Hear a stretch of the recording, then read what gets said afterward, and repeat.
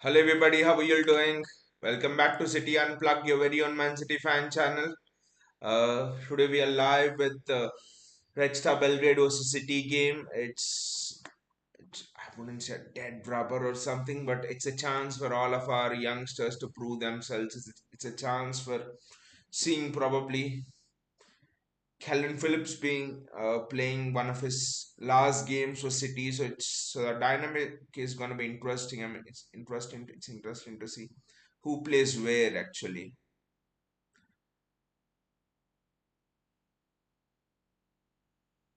I mean, there's also John Stones and Manuela Kanji who are playing as centre back. So does that mean that both of them take turns to go into the midfield, or does Akanji stay back and Stones go? It's gonna be very interesting what we're gonna do with it. Tarun is here. Hey Tarun, how are you? He says where to watch for free. Uh, I actually don't know, mate. Fancode.com is but fancode.com is not free. It's only for Carabao Cup and FA Cup games, I think.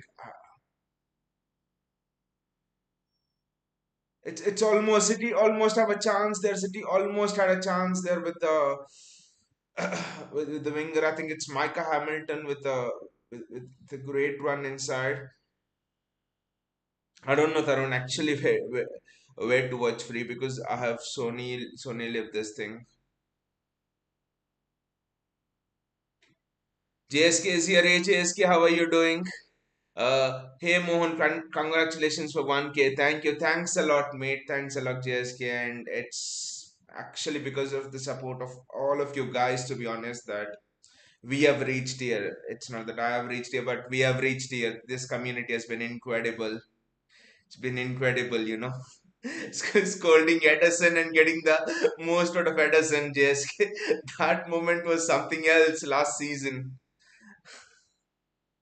Yella shoot, yeah, Yella shoot is another thing, but honestly, I've never used it, so I didn't know about it. But yeah, Tarun, I think you can try and Yella shoot maybe. Yeah, Tarun says congrats on 1K. Thank you, Tarun. Thanks a lot for it. Thanks a lot. Hopefully, this is just the start of our journey, and we just achieve more and more milestones on this channel. By the way, JSK, your favorite goalkeeper is playing today. Stefan Ortega. He's been in the press conference as well with Pep Guardiola.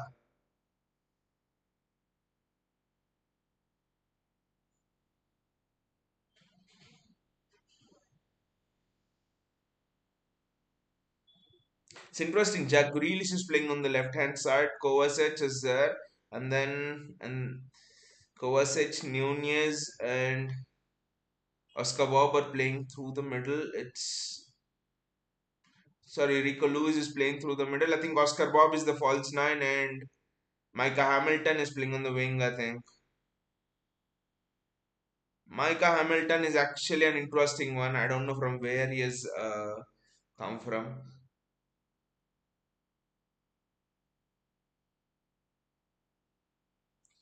By the way, did you guys watch? By the way, did you guys watch Girona?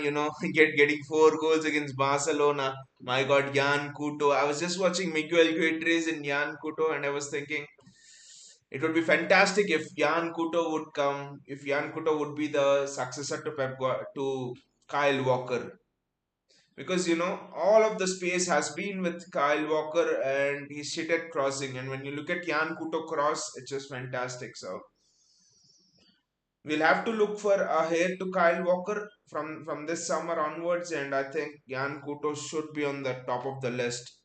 To be fair, JSK says we would have won against Spurs if he played. Who do you mean, JSK? Do you mean Stefan Ortega?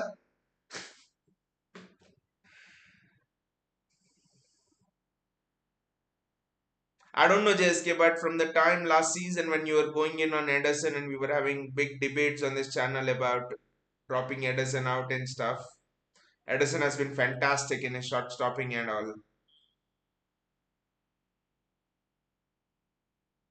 But anyway, it's been a great week for us, right? In the sense that Manchester United finished fourth in the group. Fourth in a group consisting of Bayern Munich, Copenhagen, and Galatasaray. I think even if we played our youth team, I think they would at least finish third in that group, if not second.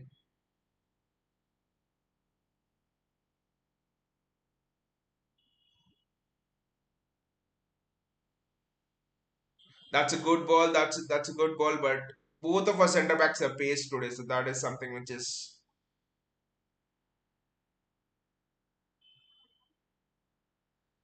which will cause problems for Red Star Belgrade. Kovacic has been dispossessed. That's one of the problems of. Sorry, it's Kalvin Phillips who's been dispossessed. So that's been one of the problems of Kovacic, Kalvin Phillips, when Nunez to an extent whenever they have played in the midfield. To be honest, getting dispossessed easily. By the way, what do you guys reckon? Calvin Phillips, will Calvin Phillips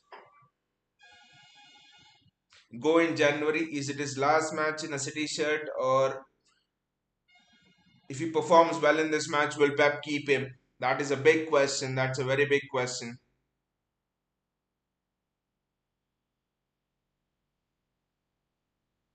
JSK says week will be great once Liverpool stops from this lucky comebacks.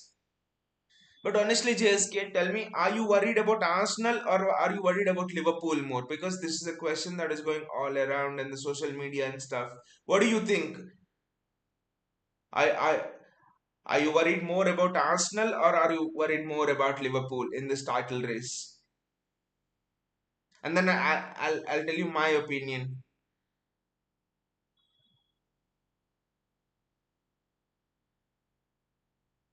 The positions are interesting actually, and I would like Calvin Phillips to show up for the ball even more.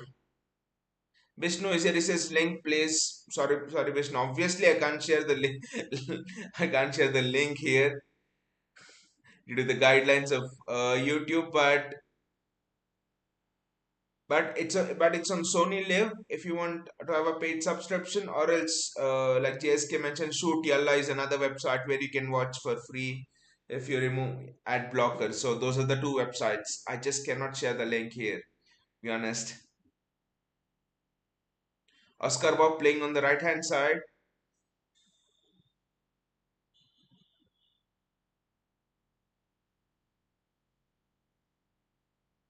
That is almost a fantastic event go, to be honest.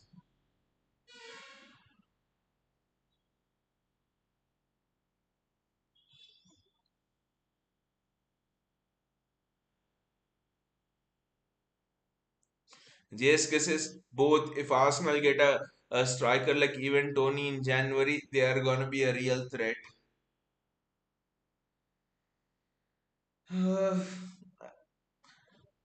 You're right, JSK, but honestly, you're right. But at this present moment, I think even without a striker, I think I'm thinking Liverpool will drop points at some point or the other, because without a DM, I don't think they could get these lucky results for that long. So Liverpool will drop points, I think, but it's Arsenal I'm a bit more worried about, to be honest, because you know that goal against Luton Town where it should have been a draw, that goal against Manchester United where it should have been a draw previously. That is two results plucked out there. So almost a goal against Aston Villa. Kai Havertz, it was a handball and that's fine. So a little bit more worried about Arsenal, especially due to the way the midfield is structured, Declan Rice and all.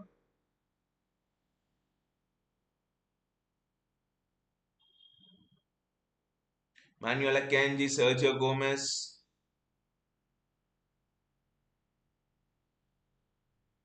But honestly, I think that Liverpool Arsenal match, if that Liverpool Arsenal match, the ideal result is a draw. But but then I don't mind either team winning as well, because one of our title rivals is gonna drop points anyway.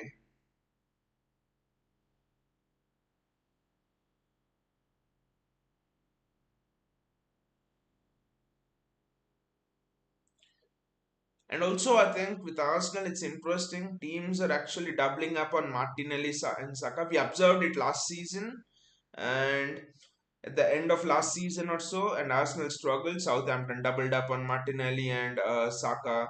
Brighton did the same. So City almost Ake and Walker shut both of them down. So Arsenal struggled, and this season teams are doing it more and more. So for me, I actually think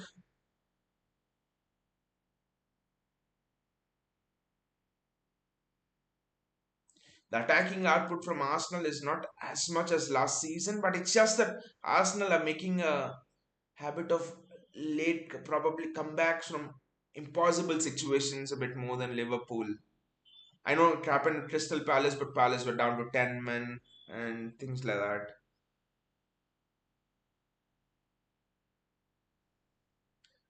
Vinay says Hamilton was ball boy in 2017. Actually, heard of Micah Hamilton, Vinay. I think especially when the Champions League squad was named because he was in the squad. I was like, who is this guy? Haven't, but he's not been the star in the academy, if you could say the star in the un, under 23 is the EDS. It's not been someone who's been making waves in the academy, but then Rico Lewis also wasn't making waves in the academy. And Carlos Borges was making waves in the academy and he was sold. So I think we can't go by stats of these academy um guys. But Micah Hamilton is interesting. He's come out from nowhere, to be honest.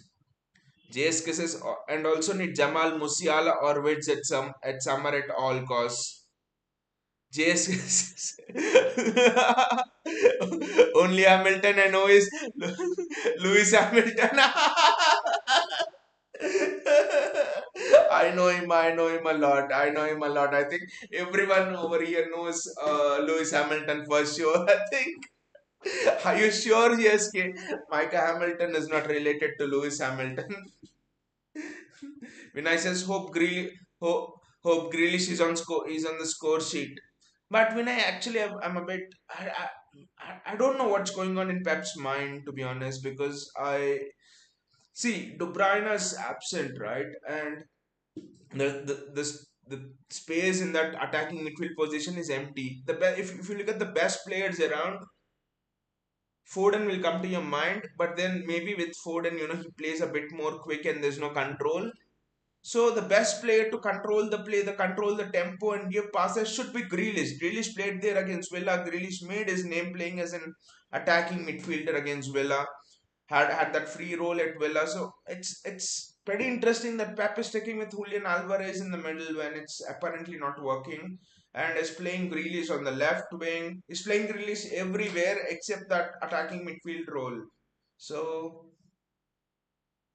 it's actually, and against Spurs, when you saw the last 10 minutes or something, when Grealish slightly drifted into the middle and played that attacking midfield role, he almost went 1v1. The referee just didn't blow the advantage. So it's the case of Grealish is curious actually. I don't know why Pep is not playing Grealish in that attacking midfield role. Because on the left wing, Jack Grealish is nothing but a decoy, right? It's so easy to mark Jack Grealish when he's playing out wide. He can only come inside, but when he's playing in the center, he can go both ways. So it's interesting about Grealish why Pep is not seeing him in that attacking position. Vinay says Sam Lee posted on Hamilton. I didn't know this when actually I'll read about it. Yeah, Vinay. I know that thing about Hamilton. They say that he's got a lot of pace. He's very pacey. He's a very pacey winger. That's what they say. He's an absolutely pacey winger.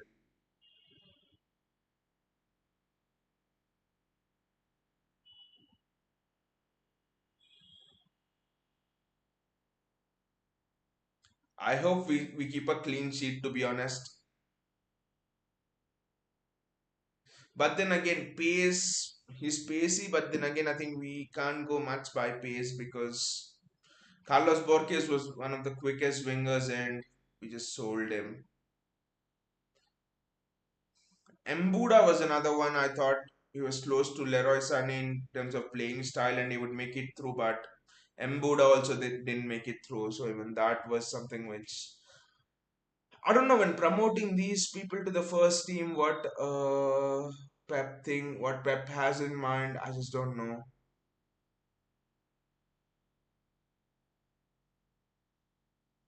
By the way, James McAtee, Sheffield United has a new coach, Chris Wilder, and James McAtee is playing in that right inside position, almost like how Jack Grealish plays on the left hand side, and he's just excellent, and he just played excellently there. He scored a goal as well on the weekend, to be honest, previous weekend, and he was just excellent. Has had a great work rate and everything. So I could maybe see James McAtee come there and fit in next season. Vinay says one backup for Rodri in Jan. By the way, that's another question, Vinay, and to all of you guys as well. Who would be the backup? Who would you ideally want as backup in Jan? Because Kimmich seems impossible. Kimmich seems literally impossible, to be honest. So who are the names? The only name I've heard is Ruben Neves. The only name I've heard is Ruben Neves. So would you guys take Ruben Neves? But Ruben Neves is ideally not a. That is great. That's a great pickup by Micah Hamilton. Look at his pace. Look at his pace, Vinay. Micah Hamilton, Rico Lewis.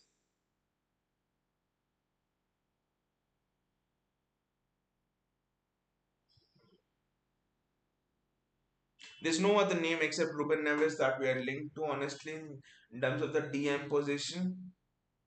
There's news that City might go in back for Lucas Paqueta if that betting thing is cleared of him. So those are the two news regarding the transfer. This thing. JSK says Declan Rice best CDM in the world after Rodri.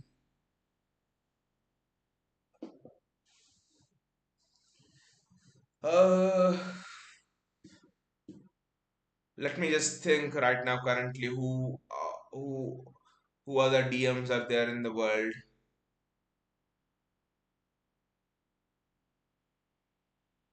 Yeah, I think so. I think so. I should give it to you. Though I don't like Arsenal as much. Declan Rice after Rodri, I think he is the best DM.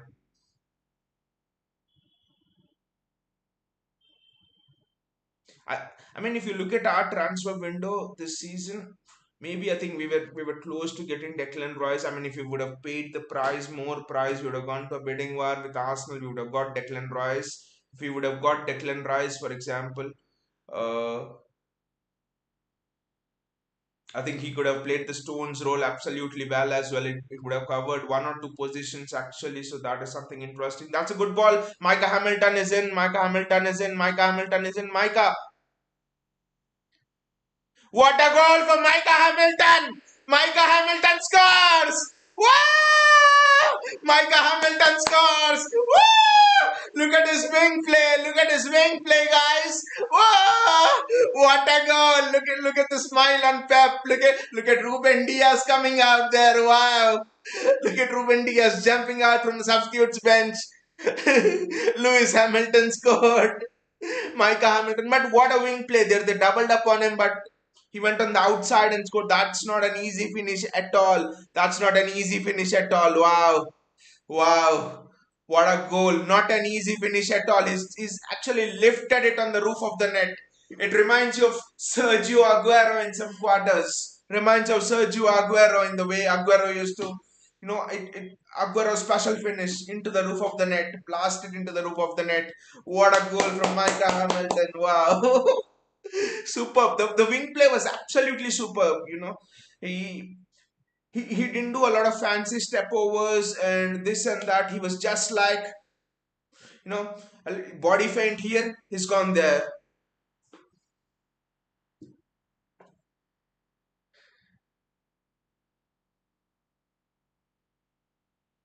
I don't know what the referee was checking for, but I think he's given the goal and the play is just started.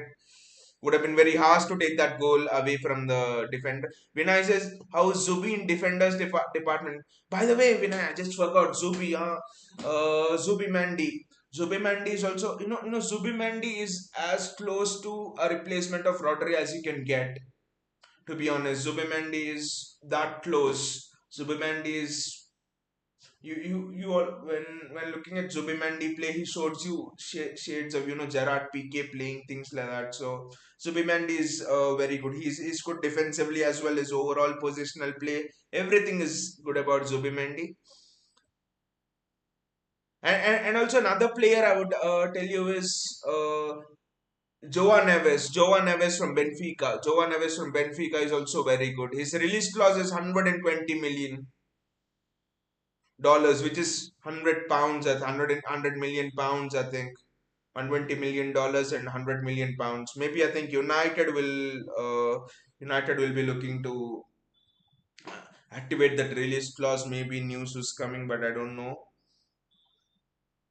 Joao Neves is another one, but Zubimendi and Joao Neves along with Rodri and Declan Rice. I think these four are, I think, the top midfielders, top DMs in world football at this time. Bargo says Rodri is the best CDM. There's no doubt in it. There's absolutely no doubt in it. Rodri is the best CDM in world football. Rodri could, if he maintains his levels, Rodri could go down as one of the best DMs Premier League has ever seen. World football has ever seen. He could go down alongside your PKs, sorry, not PKs, your Busquets and your Xabi Alonso's. Rodri is that good, to be honest. What that play as well, Vinay, that play as well. If you look at that play, the kind of wing play is what really impressed me. He's gone with the ball, no fancy dummies, nothing. He just he they were doubling up on him as well. It's been a long while since I've seen that kind of wing play from City. Long while, literally long while.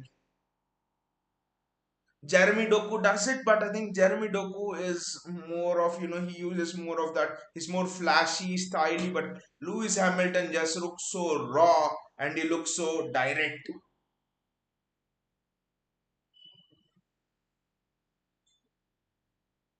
But again, what a goal, like you said. JSK says, by the way, he's older than Rico. I think whoever comes out to make the debut from the academy from City, most of them will be older than Rico, I think. That's Rico did the mistake there and then Rico rectified it as well. I think because Rico had come at 16, he's come at 17, I think last season. He was playing the preseason game. I think that's when we first saw Rico and he was around 17 then. And there was an article as well where Pep said where Rico Lewis said that when Pep asked him to come on for 10 minutes in that Bayern Munich preseason game, Rico was, he was so nervous. He just hoped he would never come on and all of that stuff. He was so nervous. And then when he came on, he just dribbled past three Bayern defenders and hit the bar. And then rest is history with Rico Lewis.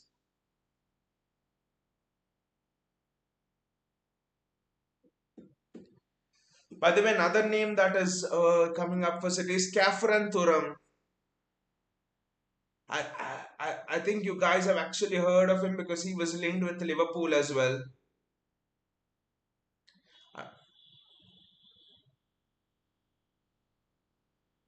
Kafran Thuram was linked with Liverpool as well. So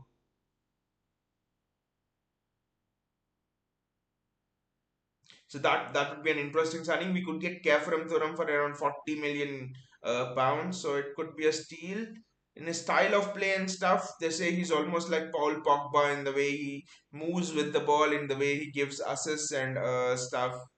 So Kefram Thuram is, I mean, I've watched a bit of him play, to be honest, and I mean YouTube reels and highlights and stuff, and his movement, he's very strong with the ball. He's a beast in midfield at 19, 20 years of age. He's just beast. You can't knock him off the ball. His passing range is very good. He's quick off the turf.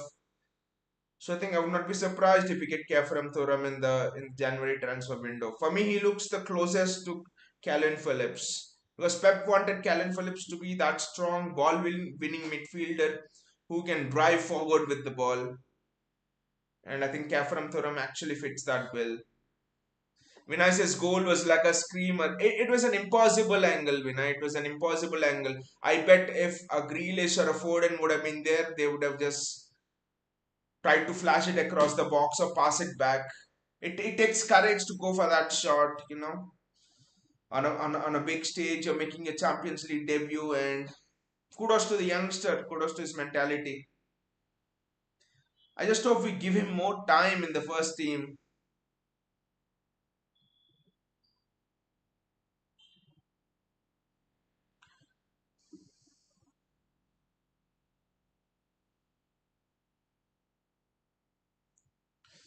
By the way, one signing that's been confirmed in the January transfer window is Valentin Barco. We are getting him. I don't know why we are getting him. Honestly, we might loan him back, but he's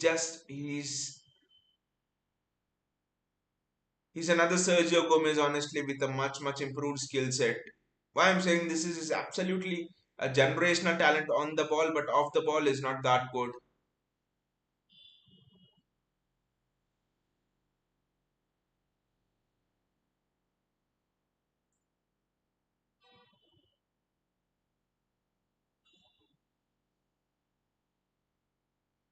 The performance of Matthews Nunes will actually be very interesting.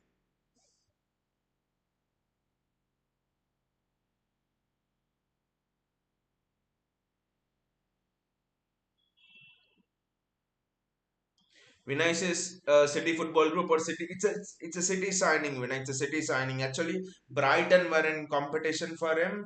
They started last summer, I think. Brighton were in competition for him.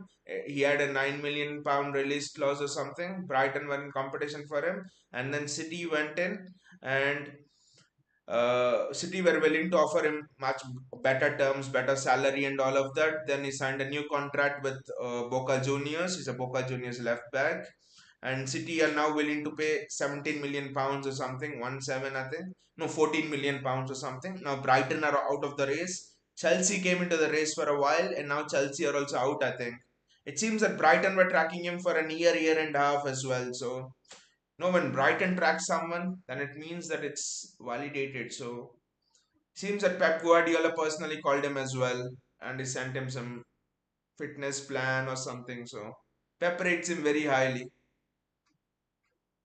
JSK says Perone could have been the backup CDM. Don't know why he was loaned. Exactly. JSK Perone could not have done much worse than Kalvin Phillips, right? And Perone was decent whenever he played.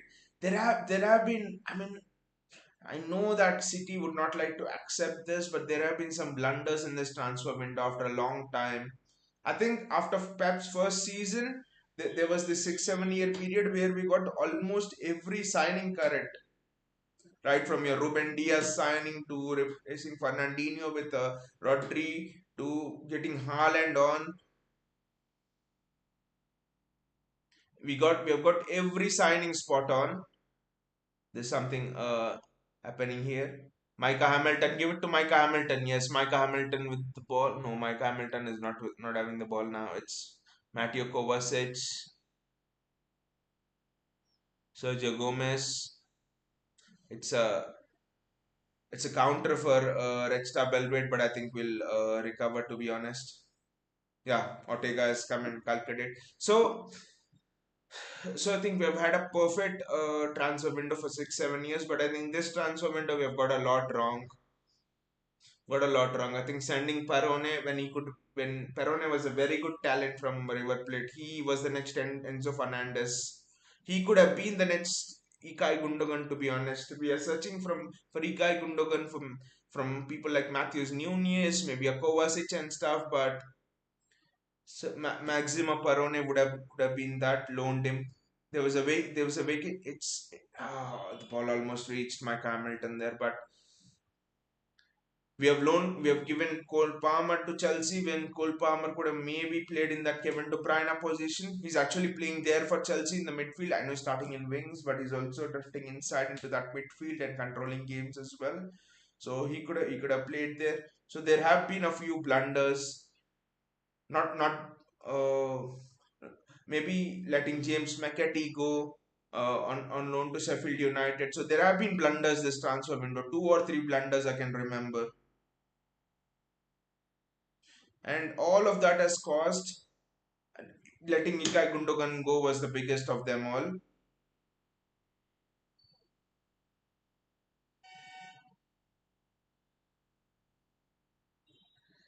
Tarun says, "Who scored? It's our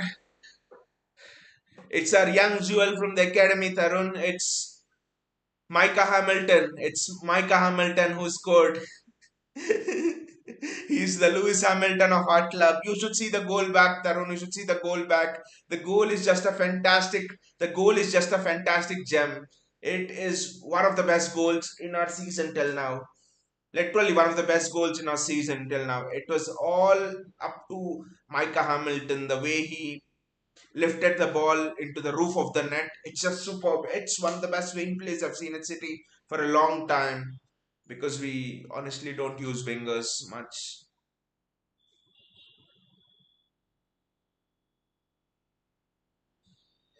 Rico Lewis with the ball. 32 minutes have already passed. I think we have been discussing everything except the match, right? With the transfer window, about our transfer policy and everything. Manuel Akanji with the ball.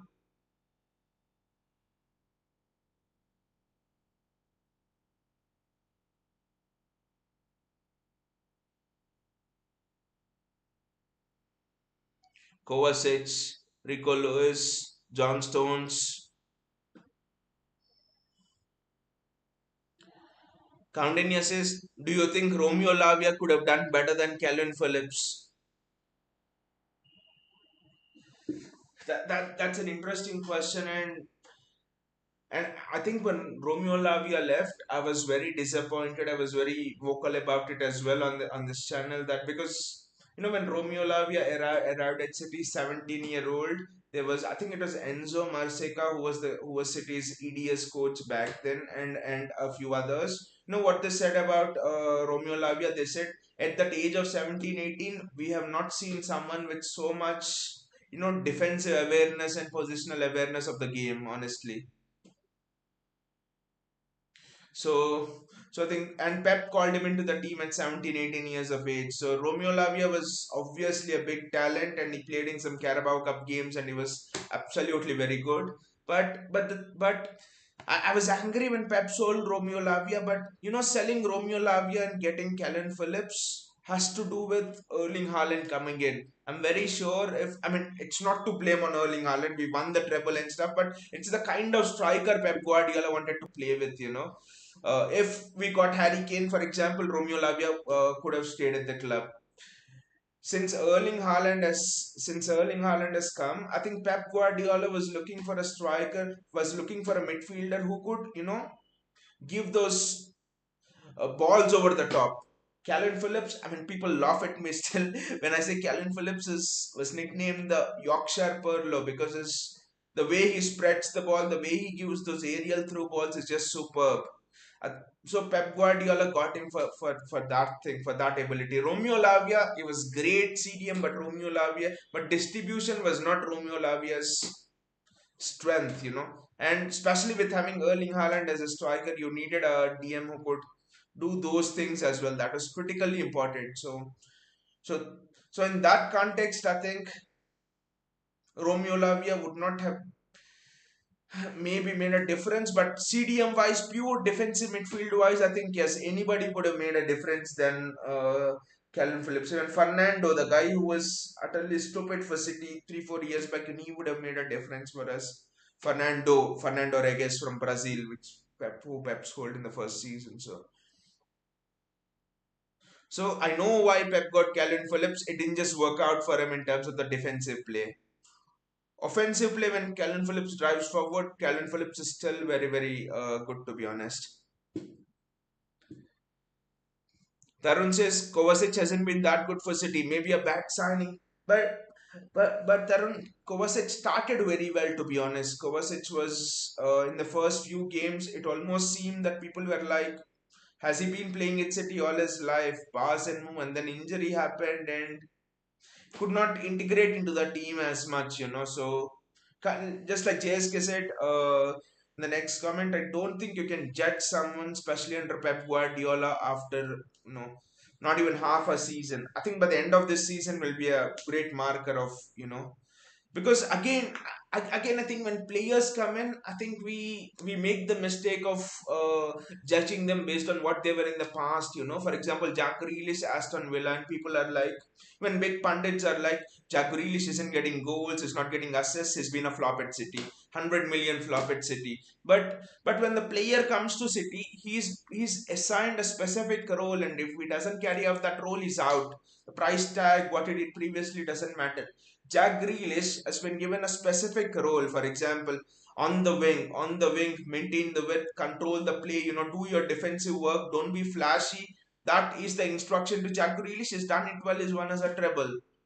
The defensive contribution of Jack Grealish, the way in which he, the way in which he controls the play, especially at the end of matches, the way he, frustrates attacking teams at the end of matches, the way he controls the tempo has always been excellent with Jack Grealish. The task assigned to him. Similarly, with Kovacic, the task is ball carrier and break the lines. The primary thing why Pep got Kovacic is breaking the lines. Kovacic is one of the best players in the world in terms of breaking the lines from the deep with his passes. He's actually very good at that. He's very good at dribbling, avoiding pressure. And the reason why Pep got Kovacic is Champions League final. Inter Milan played a diamond, and City's box midfield was invalidated because when you play a diamond against a box, and both the strikers in of the opponent team, drop back, it becomes a 5v4, and the box midfield gets outnumbered, and we could not have control. If you actually Matthews Nunes driving inside, uh, so we could not have control in that Champions League final. Mateo Kovacic, he has the ability to carry the ball, triple pass. People break that thing, when people are doubling up you on you in midfield. Kovacic is a player who could break the man-to-man marking system. Aston Villa, Unai Emery comes and he does man-to-man marking all over the pitch. If you see high press man-to-man marking, I don't remember how many minutes Kovacic played in that match, but Kovacic at his best breaks that system. So for me, these are the qualities of Kovacic, someone who could break the man-to-man marking system, which teams are using against Pep more and more now. Unai Emery's Villa is an example. Champions League final is an example. So I think that is the specific role of Kovacic. I think he's still adapting to that role, to be honest. So I'll judge him on whether he carries out that role or not. Tarun says, I think City might sign a new CM or CDM January transfer window as KDB is returning for the camp position. There are no CMs or CDMs actually available. That is the problem, Tarun. Ruben Neves, that's a great ball. Jack Grealish. It's gonna be a corner. I mean, only two names are being heard: Ruben Neves and Kefren Thuram. Both of them are, I mean, they're actually different. Ruben Neves is your kind of typical box to box player, good at set pieces, is your silky crafty player. You'd look at Ruben Neves and think Pep could translate him into another Rodri, for example, with a lot more work on him and things like that. But with Kefren Thuram, it's almost like Kefren Thuram is almost like your Pogba kind of midfielder. He's strong in the tackle. So interested to see who Pep will go for. Because if Kalvin Phillips is sold, we are surely gonna get one or the other DM.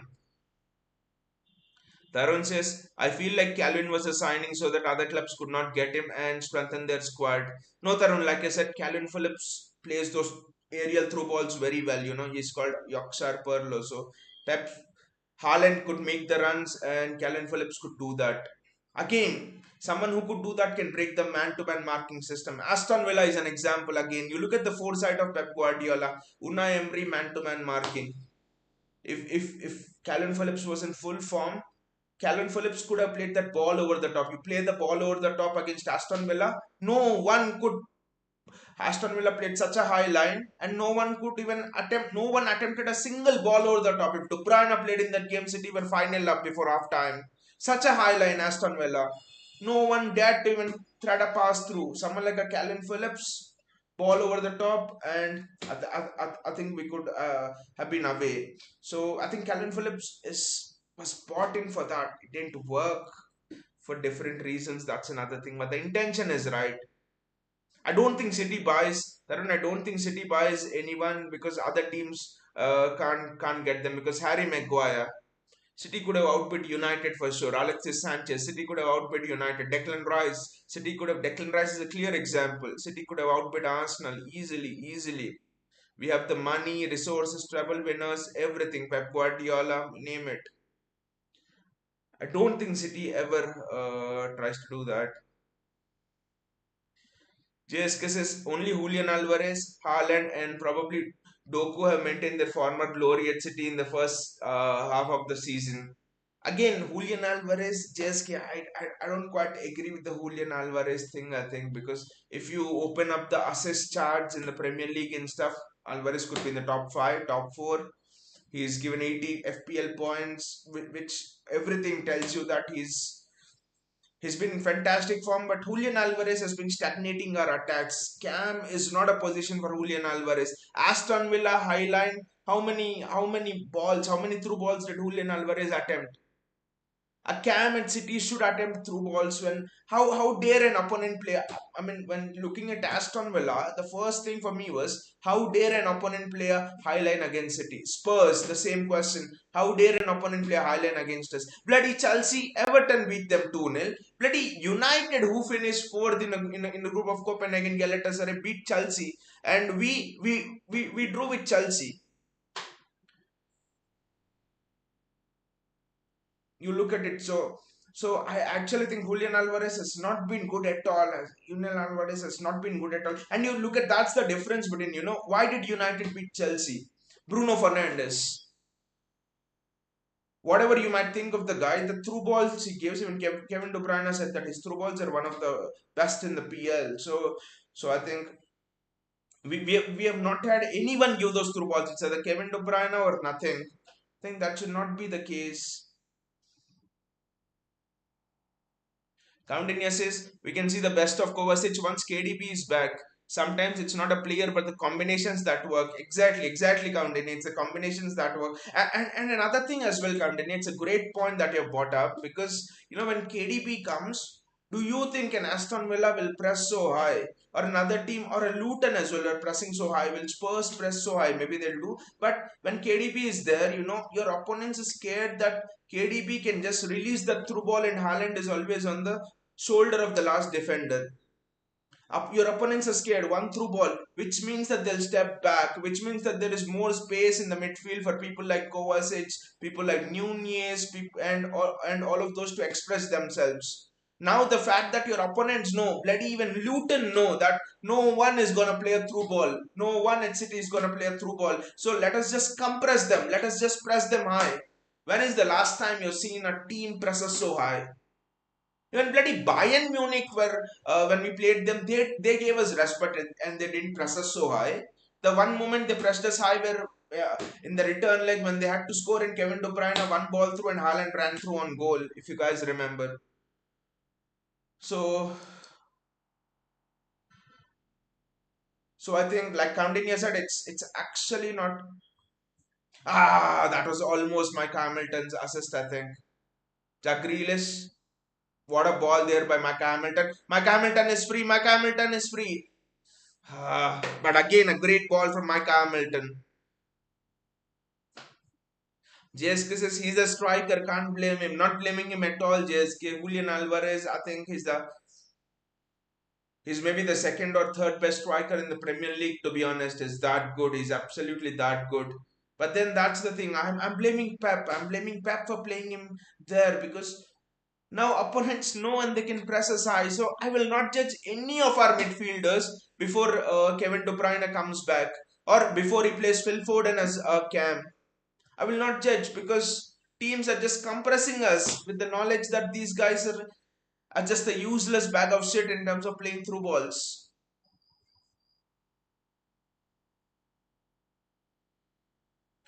So I'm not going to judge any of the midfielders when Kevin De Bruyne, till Kevin De Bruyne comes back. To be honest, that's why that's one of the main reasons, why I wanted Lucas Paqueta, why Pep Guardiola wanted Lucas Paqueta. If that thing would not have come, that betting thing, I think, because Lucas Paqueta is one of the best players in terms of playing those through balls. Before he came to West Ham, I mean, I won't judge him on his performances in West Ham because at West Ham he's played CDM and all of those roles alongside Declan Rice. But his proper position is attacking midfield. And when he played at Lyon before he came to West Ham, he was in the top three in Europe in terms of the through balls, in terms of attacking chances created.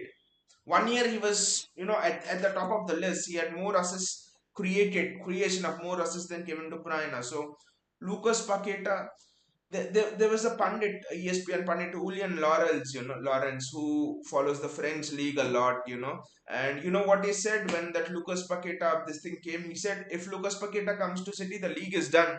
The league is over.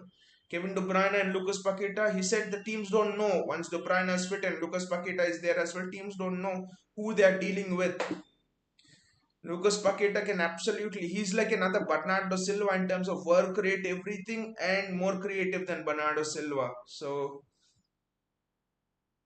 I think not doing that Lucas Paqueta signing, actually, it hurt us. It's not like it was in our hands, but will be interesting to see if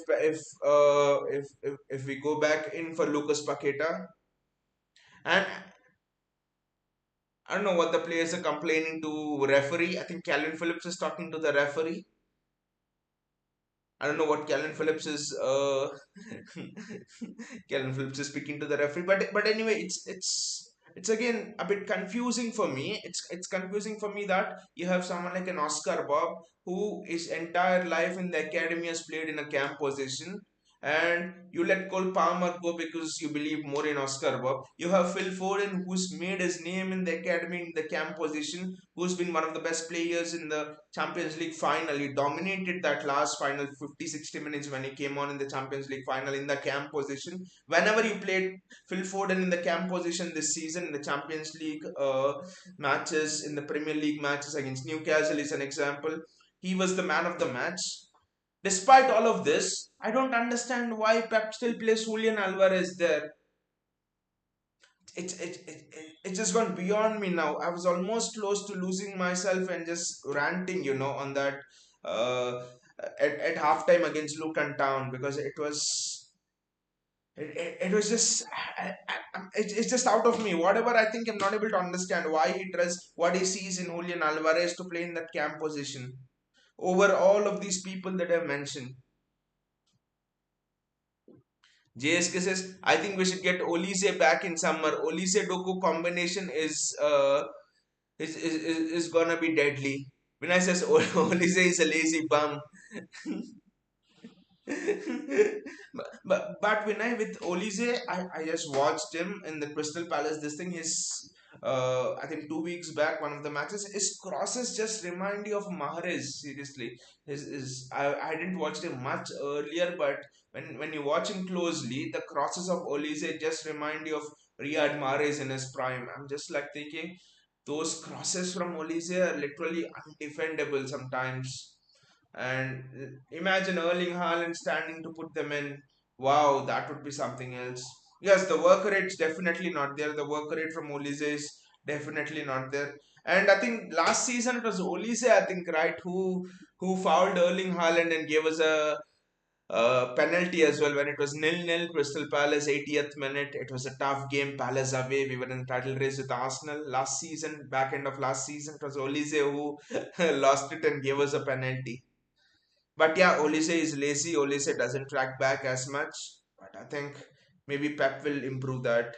Because when before Grealish came to City as well at Villa, Grealish was like that, right? Grealish was that I don't someone who was like no care attitude boy, something like that. And it took him 1.5 year to go through the hard yards and become fit enough to play for a Pep Guardiola side.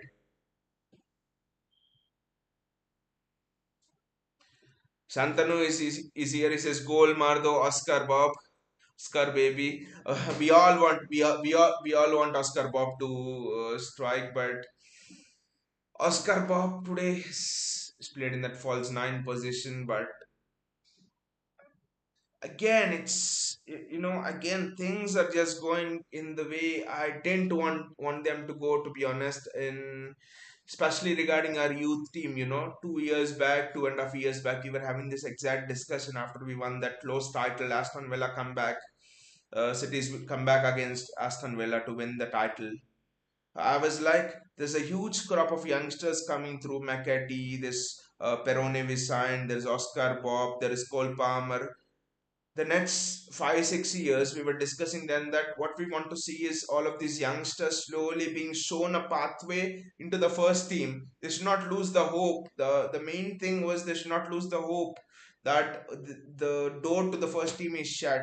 I'm just like thinking how much of that hope have we still kept open, how much of that hope is still going on, because Cole Palmer has left, uh, McAtee's Lavia has left. McAtee has been loaned out. So I'm just that little bit worried about how we are making our youth come through, because that is the next phase of the project. That is what will make this city project complete. We have won the treble. We are winning Premier Leagues, three Premier Leagues in a row, on course for fourth, whatever might happen.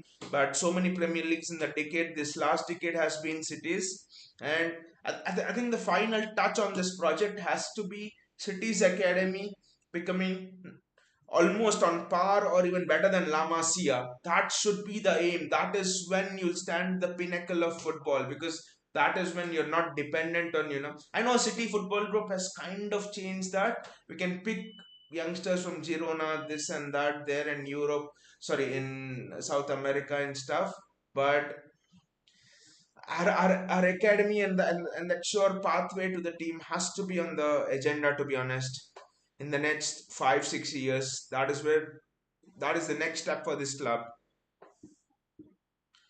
Vinay says has a bit of ego. Didn't he give penalty last season? He was frustrated from defending. Exactly, Vinay. Exactly. That's what even I was I was discussing last season. Crystal Palace away. I'm grateful. I'm still grateful that he gave us that penalty last season, because it was nil nil. It is going to shit for us. Palace away has always been difficult. Sellers Park under the lights and all, but he's he gave up pen. He was like very lazy and he gave up pen. He was frustrated.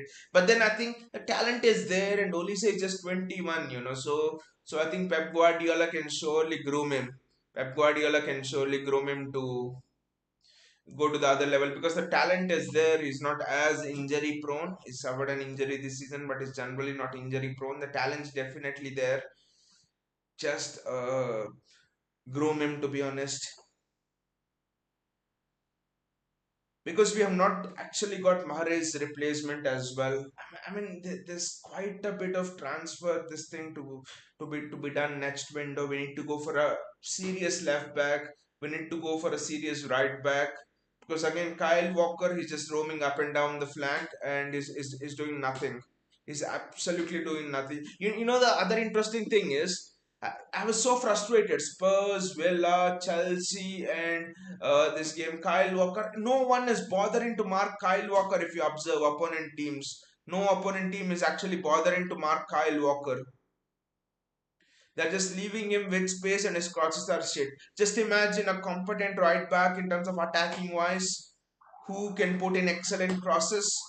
Someone like a Trippier being given that amount of space, he would just kill it. I mean, if there is an attacking right back who can give crosses as well, a defender will have to go and attend to them. Then they're stretching the pitch. Then our midfield runners will have more space to run into. So I think Walker's position this season is interesting, but attacking wise is nothing. So we have to sign a right back next season. We have to sign a left back next season, and and then a replacement for Mahrez, a DM. So there's at least, and Kevin De Bruyne a replacement. So the busy transfer window, guys. It will be a very busy transfer window.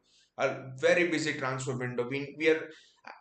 I didn't think we would transition so quickly from this treble winning team, because I thought maybe even if one player leaves, the other will be there. Kundo leaving, Mahrez leaving, De Bruyne being out for long periods. that literally means the spine, the core of your treble winning team has not been there this season, right? Gundo, Kevin De Bruyne, and okay, Mahrez didn't play a part, but generally the core, the spine of your team's not been there. The spine of your midfield has not been there this season. Vinay says, before the attacking issues, one City board to solve DM, CM issues, potential title decider. Creativity is only from wings. Vinay, I'm actually thinking there's no creativity at all. There's absolutely no creativity at all, I think, because if you look at how we scored the goals against Luton Town, it's just the ball from a set piece, the ball randomly falling and Bernardo smashing in, first goal. Second goal was on a counter attack. Where is the creativity there? Zero creativity. Against Aston Villa, zero creativity. Against Spurs, you see where is the creativity? I can tell you that the three goals that we have scored were from opponents' mistakes. We did not create anything. No one touch passing. Against Chelsea, where was the one touch passing? No one touch passing. Opponents' mistakes. Opponent giving the ball away. When was the last time in a City shirt you saw a midfielder, put the ball through and Haaland running through, or a midfielder play 1-2 passes, and then someone like a Gundogan or someone running into the box and putting the ball in? When was the last time you saw that at City? I don't remember. It's been a while. It's been months. So you're actually being a little bit lenient, Vinay, and telling creativity is only from the wings. I think I'll be blunt here and say there is absolutely zero creativity in this team. Zero creativity. And who are we relying on to be creative? Kyle Walker and Josko Guardiola or Jack Grealish. That too from the wings. It's You're absolutely right, when we need to solve the creativity issue. We can't be reliant on Kevin De Bruyne. I actually think Lucas Paqueta, that signing of Lucas Paqueta has to be done. The signing of Lucas Paqueta, I mean, if the betting case is cleared, think I know Florian Wirtz, but Florian Wirtz will not be possible until the summer. I'm still stuck on Lucas Paqueta because the way he played against us. I mean, the guy has everything, the attitude, the humbleness, the work rate. He is a perfect. Again, if Pep Guardiola creates someone in the lab, an attacking midfielder could be Lucas Paqueta. He's so good. It's just like no one in the Premier League just picked up on him because where he's been played in at West Ham. But that cost us. That single thing cost us, but not in our hands anyway. It was a betting issue. Vinay says, and yes, free passage through the middle for opponents. Exactly, Vinay. And Kyle Walker coming so high, which means that opponents are just, opponents always know that there's just one ball over the top on our right channel. That's it. They need to do that, and their winger is away. And their winger is away.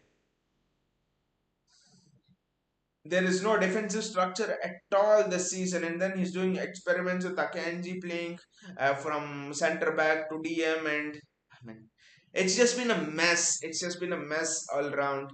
The only positive thing is, in the midst of all this mess, we have conceded just one goal less than Arsenal. I think one or two goals less than Arsenal and Liverpool, who have the best defensive record in the PL.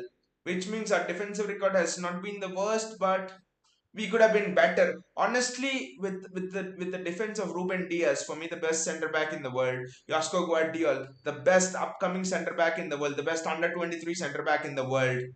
Has had a wonderful World Cup. Nathan Ake, one of the best left backs in the world in terms of defensively shutting down wingers. Last season he shut down all the wingers. Kyle Walker, best right back in the world. You have these four you have these four defenders, and how come you concede 18 goals in the Premier League? How come you concede goals to Red Star Belgrade? How come you concede goals to young boys? How come RB Leipzig can rip you open through the middle? Just don't know. Just don't know how the defensive structure has just been so broke. Tarun says Mahrez leaving was the most unexpected thing ever. Exactly, Tarun, exactly. Pep didn't expect Gundogan and Mahrez both to leave, because if Mahrez was there, then I think we maybe would have postponed the signing of Doku, and we would have maybe gone and got a big DM, I think. Because Mahrez also went. Pep saw that Cole Palmer, maybe Pep wasn't impressed with Cole Palmer. Pep saw that there's no one he could play in the right wing, maybe just a Foden. So Pep's hand was forced, he had to go for Doku. So maybe we could have got even an attacking midfielder, maybe if Mahrez had stayed. And also the spine of the team, the core of the team that was through in the treble. Like I said, De Bruyne, Gundogan, De Bruyne injured, Gundogan left. Mahrez was there in the dressing room even though he didn't play the treble. I mean, played in FA Cup, scored a high top scorer in FA Cup for us, I think. And then Rodri missing matches due to silly this thing. Grealish hasn't played much this season due to injuries and maybe he didn't come back from the hangover last season. Don't know, but but the core has somehow or the other been absent this season. The core of the treble winning side. Rahman says we need Florian Wirtz next summer. Yes, Rahman, we need Florian Wirtz for sure, for sure. That's why there's a bit of confusion as well. We have been discussing that in the community as well. Do you need do we go for Florian Wirtz or do we go for Jamal Musiala? Let me know because people are divided. Florian Wirtz or Jamal Musiala? For me for me it's a bit of a difficult thing. It's a bit of a difficult thing because if you get Florian Wirtz, I think James McAtee's career at City is done because both are similar kind of players in a way. Both are similar kind of players. You can't flip two left-footed players who move in the same spaces. Playing both James McAtee and Gemma and Florian Wirtz in the same team would be like playing Messi and Paulo Dybala. How Argentina struggled with both of them occupying the same positions.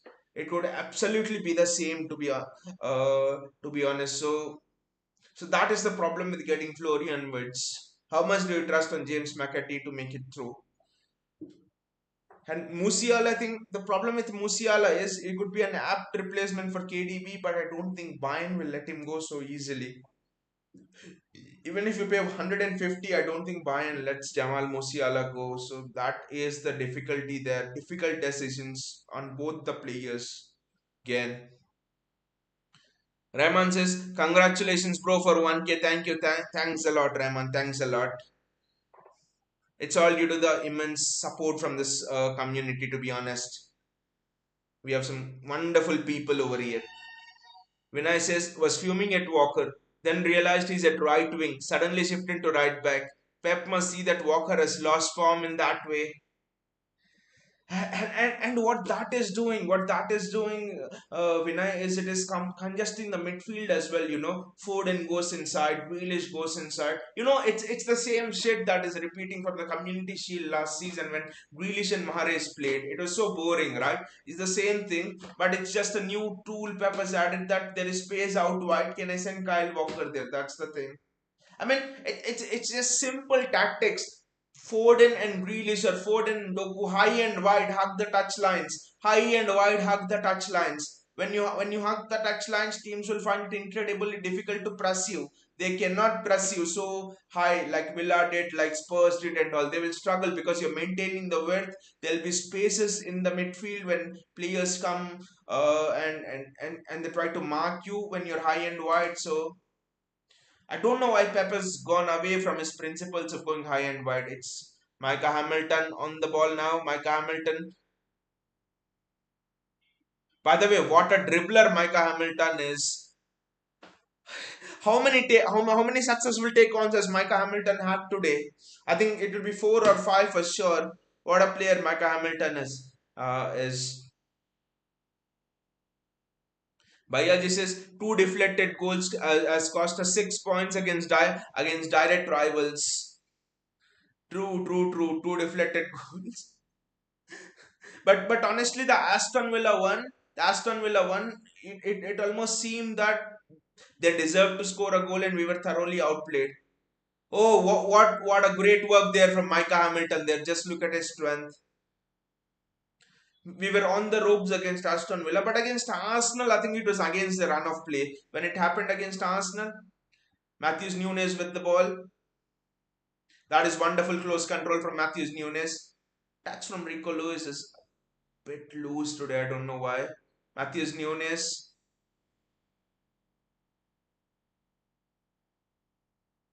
Oscar Bob. Yeah, so against Arsenal, it just felt so unjust. I mean, there's nothing unjust in football, like Pep Guardiola says, but it just felt so unjust against Arsenal. Against Villa, I was angry at City, but against Arsenal, I was like, they just got lucky. Ah, just look at that strike, guys. Just look at that strike. Just look at that strike from Micah Hamilton. Whoa, what a player this guy is. What a player this guy is. Just look at that strike from Micah Hamilton. Almost curled in. It almost curled in. Wow, what a player this guy is. Wow. And he's taking shots from there. Wow. Wow. What a player Micah Hamilton is. Does he remind you of anyone? Does he remind you of any former great player, Micah Hamilton? For me, I think maybe I can see a few shades of Frank Ribery in the way he's doing that, to be honest.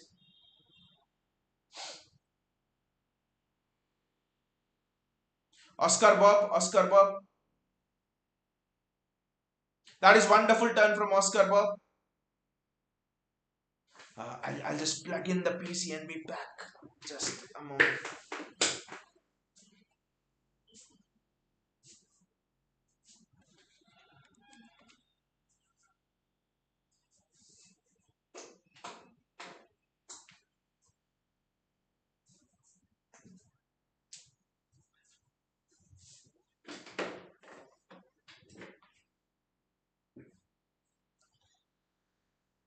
But again, what a player Micah Hamilton is.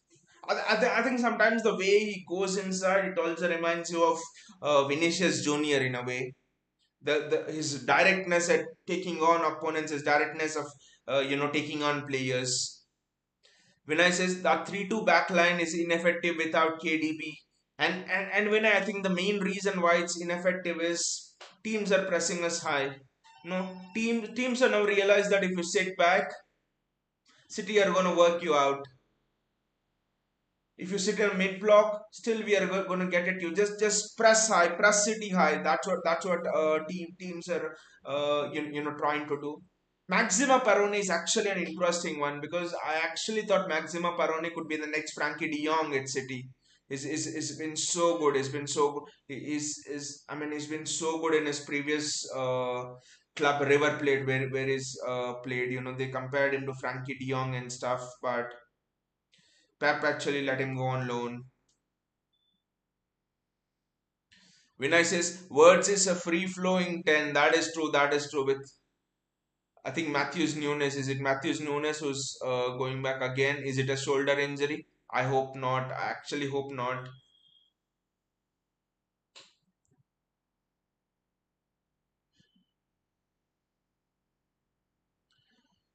But yeah, Florian Wirtz is a free flowing number 10, and so is James McAtee. I think that's my only cause for concern. If you bring Florian Wirtz, I think McAtee, I don't think both McAtee and Wirtz can play in the same side, though I would be happy to be proven wrong by Pep Guardiola.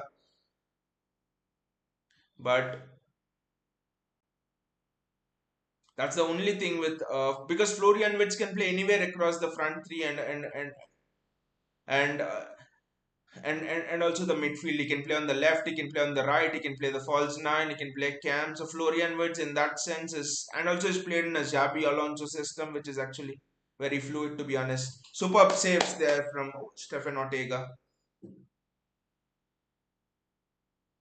Superb saves, superb saves. It's again another other thing that I felt sorry when we went out of the Carabao Cup for Stefan Ortega. To be honest, he deserves. I mean, any other team, I think Ortega starts. Ortega for me is in the top five goalkeepers in the Premier League. I think Ortega is ahead of both. A few Arsenal fans will laugh at me, but I think Ortega is ahead of both Raya and Ramsdale.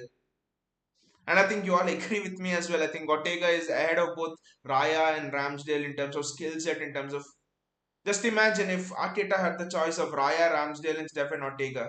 He would take Stefan Ortega in a heartbeat. Stefan Ortega is so good with his feet, with the way he can save and stuff.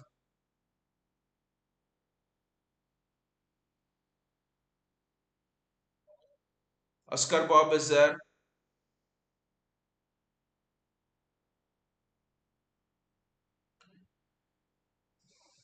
When I says words doesn't do any crosses or long balls, I actually think his a left footer and his crossing is I haven't seen his crossing, but I think his through balls are excellent. See, Florian Wirtz is almost for me is almost like another. His playing style is almost like a David Silva, to be honest, in terms of short passes and through balls. He's not like an expansive playmaker like a KDB, I think. Again, this could be a bit controversial, I think, and a lot of you might disagree with me. I don't know, but I think the closest playmaker to KDB in terms of those expansive through balls. KDB is someone who can give those expansive through balls, right? Those that kind of play. I think I've only seen Lucas Paqueta give that. I know I've been going a lot about Lucas Paqueta, but is very close to Kevin De Bruyne in terms of putting those through balls in those expansive passes and stuff. Because even Jamal Musiala is also someone who short passes, give and go. He's your classic 10 as well.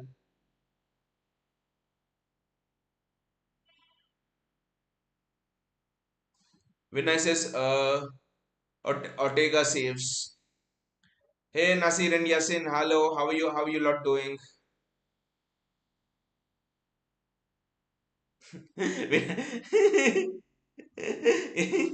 Yasmin.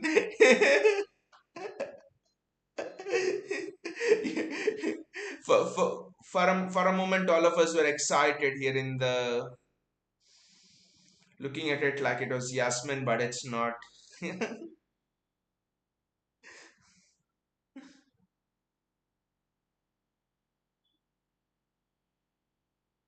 But again, it's an interesting debate, and words Musiala and Lucas Paqueta. I don't know why I'm feeling this, but maybe I would take Lucas Paqueta over both Wirtz and Musiala, to be honest. I know Paqueta is already 26, but don't know why. I think he's the closest to Kevin De Bruyne, to be honest. Yeah, I'm good. I'm good, Nasir. I'm good. Just sitting back and enjoying the match since we are qualified.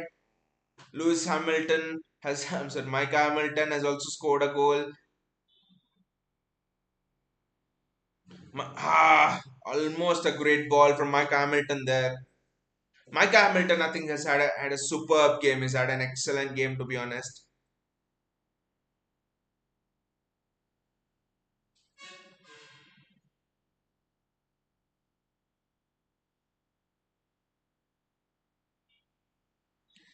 Yasin says, who do you think wins the EPL the 23-24 season?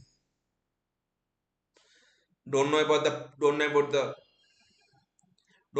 predictions, but I can say one thing: the Blue Sharks are always smelling blood come the end of the season. We are always there. The Blue Sharks always fight.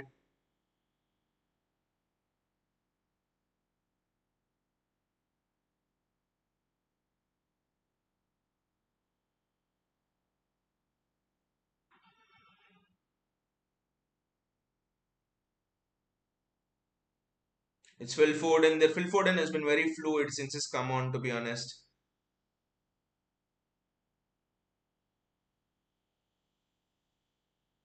we lost the ball. The referee gives a foul. The referee gives a foul. Lucky. I think was it a foul? I don't know.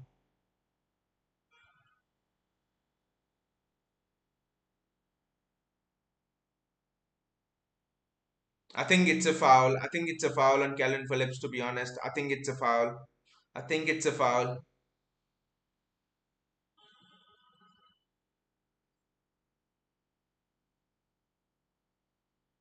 Yasin and Nasir, we are having a good football discussion here actually. So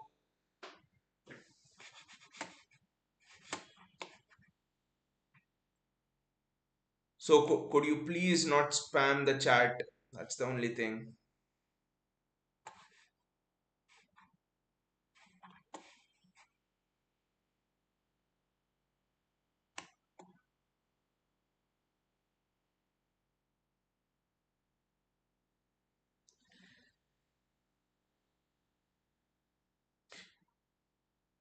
Nasir and Yasin, I'm actually sorry. I'll have to remove you guys. Uh, I'll have to remove you guys from the chat. If you don't keep it to football, I think I'll have to remove you guys from the chat. I'll have to tell my moderators to remove you guys from the chat. So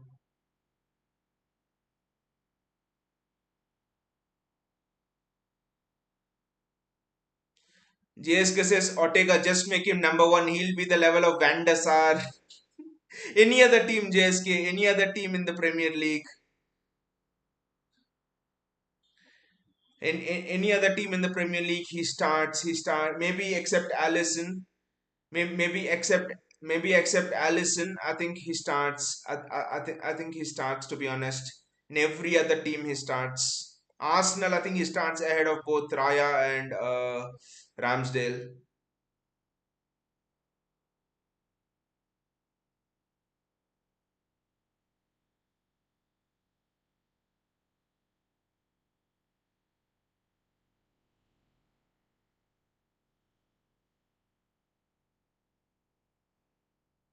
That's a wonderful dummy by Rico Lewis. To be honest, yeah. Since yes, we stop. Yeah, just keep the discussion to football. Yeah. Otherwise, it will be inconvenient for others as well. To be honest, GSK says he will even show Allison his level. Just give him a chance.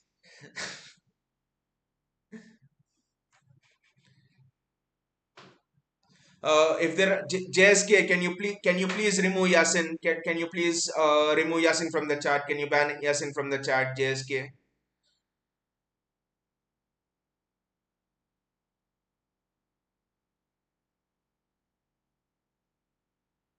He is just deviating from the things.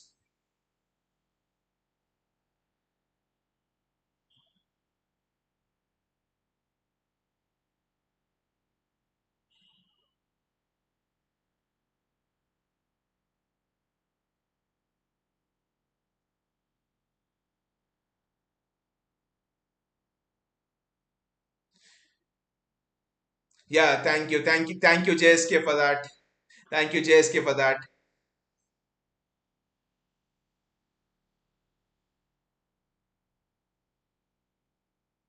What, what an absolute idiot he was. We were having a good discussion, and he was, just spamming it with unnecessary comments. And I know where he was going with that.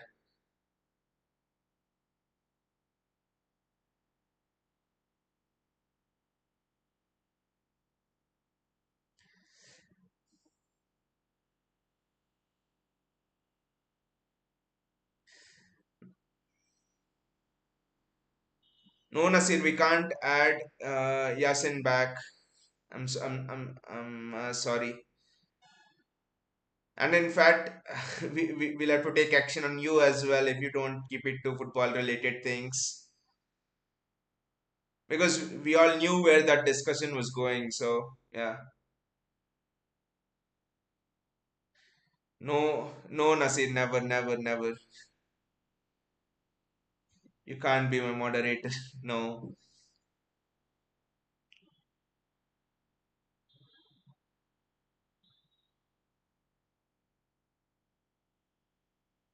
Vinay says, are these your local friends? No, no, Vinay, no, absolutely no. I don't know who. I absolutely don't know who they are. Yasin and Nasir, no, no. They're not my local friends at all.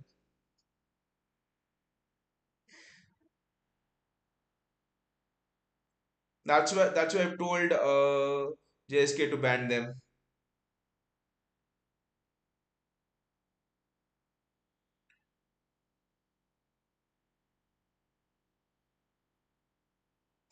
JSK says these two are packed ice.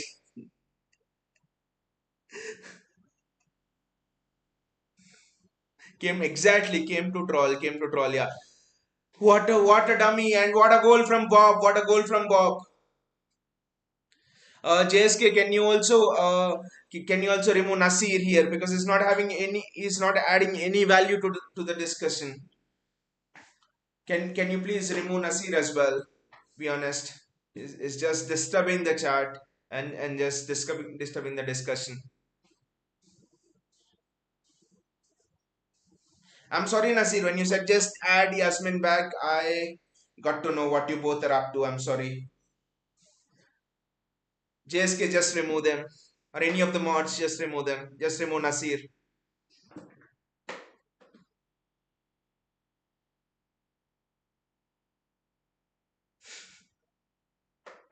And I think Vinay's done the honor. Oscar Bob scored the goal and Vinay's done the honor. That's great. That's great. Thank you, Vinay, for that. And because of those idiots, I even miss seeing this goal of Oscar Bob. We were having such a good discussion, and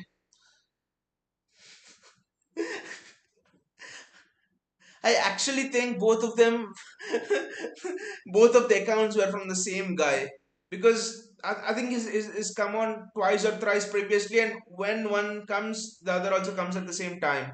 So I think both of the both of them are from the same account. But anyway, what a goal that one, that was from Oscar Bob. Wow, both are wingers getting goals today. I hope Pep gives at least one of them a chance.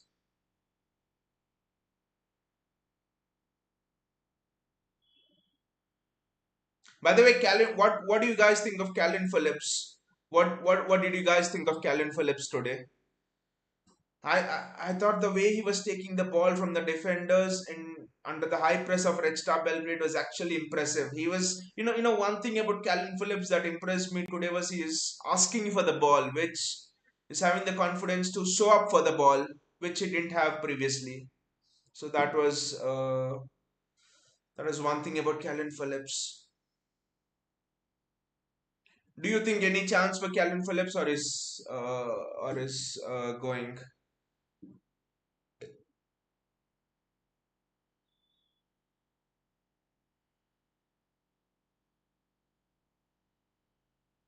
When I says remember them properly, thrice they did like that, or rather one was about to ask that exactly. When I think they did it thrice, they did it thrice.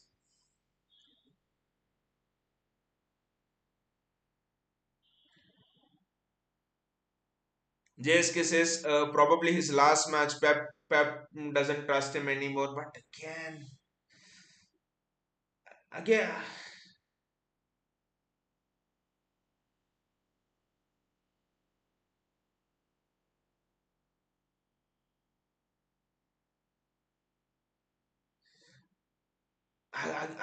I actually think that Calvin Phillips again, seeing someone of again, I don't know why it didn't work for him. Probably I think he's suited more for a man-to-man marking system than for a traditional positional play system. I think that has to be the only reason. First time our scouting team, the transfer department went so wrong on a transfer. I mean, Claudio Bravo was one, but for Bravo, I could tell he was past it. He was 31, 32, something, I think. And apart from that, I don't think our transfer department did such a huge mistake, to be honest, in the last 6 7 years. Because the talent is there for Calvin Phillips. I think Calvin Phillips would suit a United, especially more than City, I think, to be honest. Vinay says Nunez has performed so well. Nunez has been exceptional. Nunez has been exceptional. Vinay. I actually think maybe Nunez could do that role. Rodri, Nunez, and maybe a Phil Foden or something. I'm thinking if Pep plays Matthews Nunez over there, I think if Pep plays Matthews Nunes alongside Rodri, I think he can then trust Phil Foden to play in the cam position, because Nunez offers you that defensive solidity. Nunez for me, there was a tactical analysis by 442 or someone, or T4 football I think, and they were actually they analyzed Matthews Nunes when City were about to sign him, and they said he could be the next. He is a defensive Frankie De Jong. I mean, whatever Frankie de Jong does offensively, Matheus Nunes does defensively. He's so good in that box to box role. But defensively, So I think if Pep can, they were telling if Pep can develop the offensive side of Matthews Nunes, then it could just be something else. So I think a best midfield could be Rodri, Matthews Nunes, and Phil Foden, or maybe Rodri, Matthews Nunes, and Kovacic. Vinay says Kova too did so many progressive runs. Again with Kovacic, I think he was injured, Vinay, and Kovacic just takes a bit of time to settle in. I think he's just almost like Sergio Aguero. Aguero when he goes out injured, Aguero would take 3-4 matches to get up to max speed, and I think it's the same with Kovacic. He looks sharp. He actually looked sharp against Luton. He was good, and here he was, and today is very good as well. Mateo Kovacic. I just think like Coutinho said early on, uh, once once Kevin De Bruyne comes, I think Kovacic will be that much more effective because teams will sit that much more back, and Kova will have that much more space to run into. So I think the lack of having a you know specific attacking midfielder is impacting the position of Kovacic. JSK says who is playing the cam role today? It's Matthews Nunes. JSK Matthews Nunes is the one who's making those progressive runs. Nunez runs are effortless.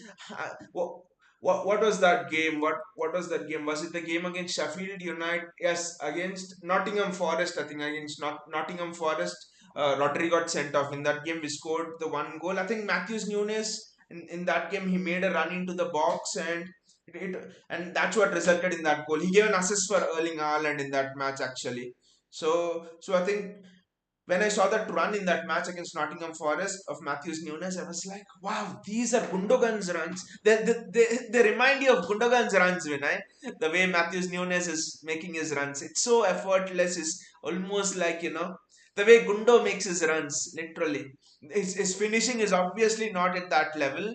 Obviously, his technique and finishing, but his runs, that itself is an art, making those runs into the box. Not many players can do that. JSK says he isn't giving through balls either. The problem JSK I think is Matthews Nunes is a box to box midfielder, so is not actually is not actually a creative midfielder. But I think he's learning it because for Sporting he played box to box or CDM. For Wolves he played almost a CDM sometimes and or box to box. So it's actually a new role given by Pep to Matthews Nunes.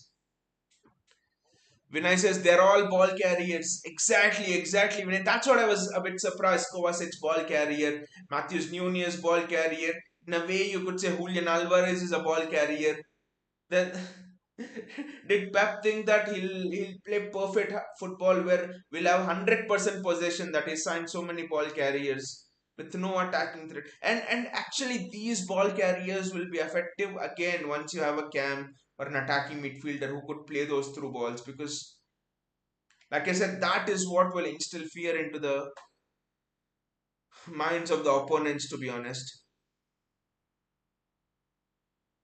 To sit back and give these people space to carry the ball. Now, what is happening is there's no space to carry the ball in that midfield. Look at it, it's so congested. Even the Red Star uh, midfield, there's no space for your Kovacic and people to carry the ball.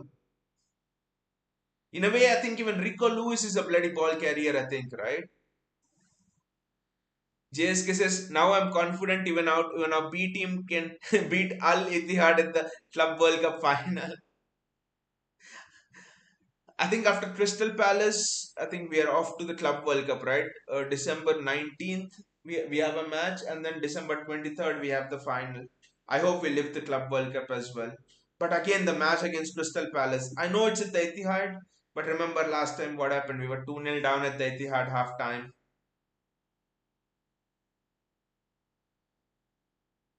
I know Crystal Palace are actually suffering injuries of their own, but that match will be difficult as well, tough as well. Glad it's not Palace away. And finally, after such a long time, we are playing an 8:30 kickoff Indian Standard Time. That's a good ball. Micah Hamilton is having the ball. Micah Hamilton trying to drive.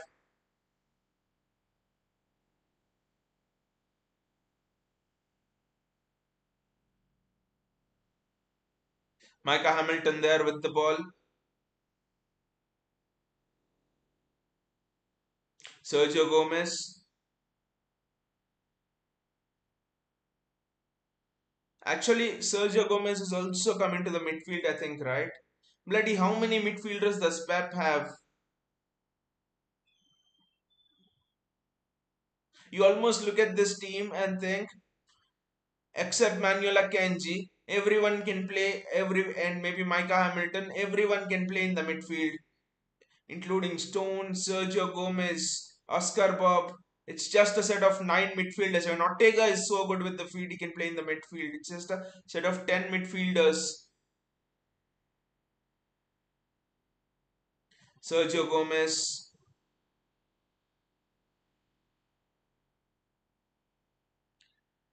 JSK says, who is a good cam available in KDB backup? Honestly, JSK, Jamal Musiala and Florian Wirtz, they are excellent number 10s, but they are not KDB style players. Because with KDB, it's almost like we have lost the ball. So 2-1-2 attack. Let's start Belgrade, but we recover well, to be honest, and that's excellent defending there. So both, I think both Florian Wirtz and Jamal Musiala are not KDB type players, because with KDB you associate someone who is that extravagant, someone who plays with panache, someone who gives those long through balls and stuff. With Wirtz and Musiala, I think can almost attribute them to smaller through balls. I mean, smaller passes and that kind of a thing. Your David Silva's kind of a thing. I think Lucas Paqueta. Lucas Paqueta is I think the best option available to replace KDB. Like to like option, I would say. He doesn't. I wouldn't say he doesn't have the vision of KDB, because KDB is the greatest midfielder Premier League has ever seen. I know people will argue with that. They will say Dennis Bergkamp, Paul Scholes, and all. Yes, but in terms of just passing the vision, I think KDB has to be the best. To be honest, what a feint by what an excellent feint by Stefan Ortega.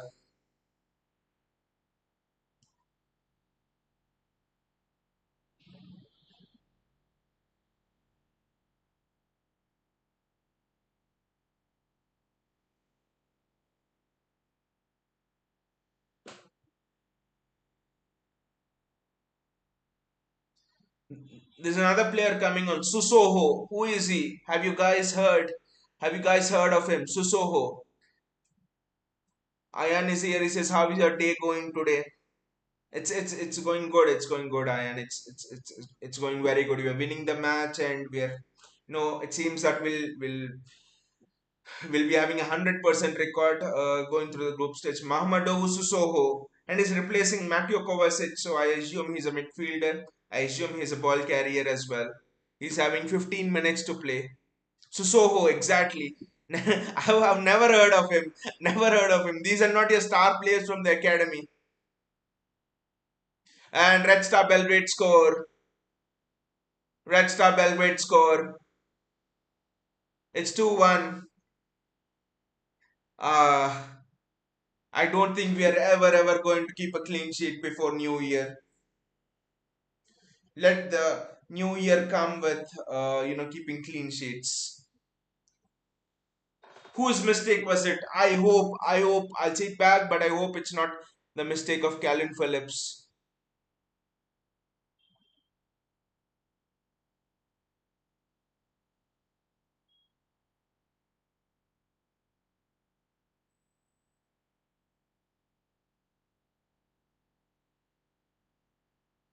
Phillips gone. Vinay says Phillips gone for sure. It was Kalvin Phillips' mistake. I'm not feeling good. I'm actually not feeling good. I'm actually not feeling good. Seeing Calvin Phillips' mistake. It is the first thing, defensive lapse, and I'm like thinking, is it a mistake from Calvin Phillips? And I thought hopefully not because he was having a fantastic game till now. I mean, at least a good game, a decent game till his standards. I think Phillips gone. Phillips gone. So sorry that it didn't work out for him, but Phillips gone. Phillips gone for sure.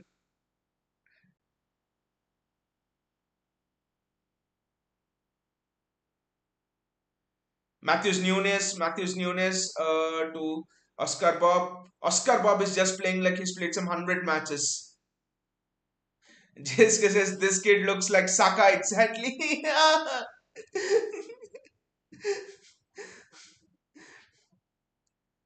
He just looks like Saka with maybe a little bit more of hair, I think. So Soho. Yeah, exactly. Looks like Bukayo Saka. Never heard of these guys anyway from the academy.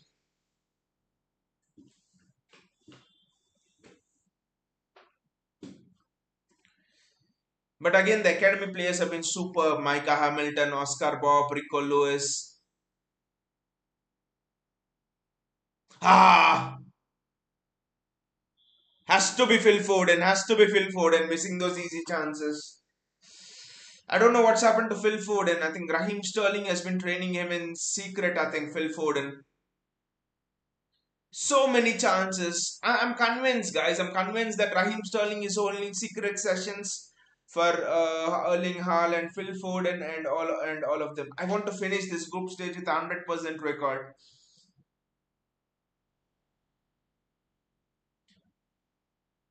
Rico. That is that is good defending from Rico and Jack Grealish. They didn't give him any space to turn. It's fantastic. By the way, what do you guys think about Savinho? Savinho from Girona. I've been actually watching Girona's matches lately. I've been following them because City Football Group Club and a lot of our a few of our loan players are also playing their academy players. And Savinho just looks to be the next big winger emerging out of La Liga. Probably one of the best wingers in the world stage now. He's absolutely superb, electric in pace, but also has the ball control of a Jack Grealish. Knows when to control the tempo of the game. He's just electric. That is wonderful skill there. That is wonderful skill from John Stones. What a skill from John Stones. Oscar Bob, give it to Micah Hamilton. Give it to Susoho with the ball. Susoho loses the ball. Nervy first touch, but that's a good recovery from Soho, to be honest. Susoho, Micah Hamilton, Sergio Gomez. Sergio, why do you pass the ball back so much? I don't know. Kalvin Phillips. Look at the spread of the ball from Kalvin Phillips. That is absolutely superb. Like I said, that's one of the reasons why we got him, but defensively it's not worked out for him. So bad.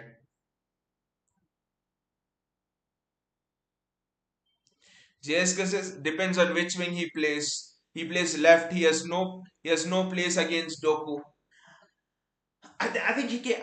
I think he can play on either wings. I think he can play on either wings. JSK because Savinho is left-footed. Savinho is left-footed and Doku is right-footed. Right, so inverted wingers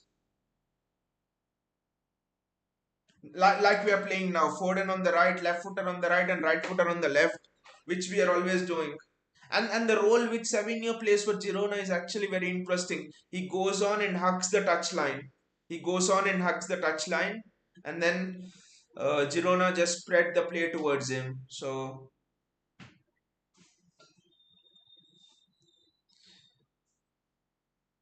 and then he takes the ball and cuts inside. So which means that he's got patience. His defensive work rate is very good, and I think more than half of the matches which Girona have played, he's the man of the match.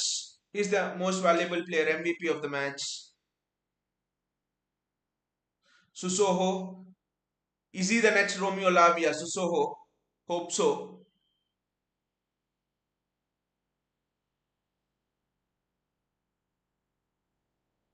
Vinay says Savinho is like Rafinha but has raw pace.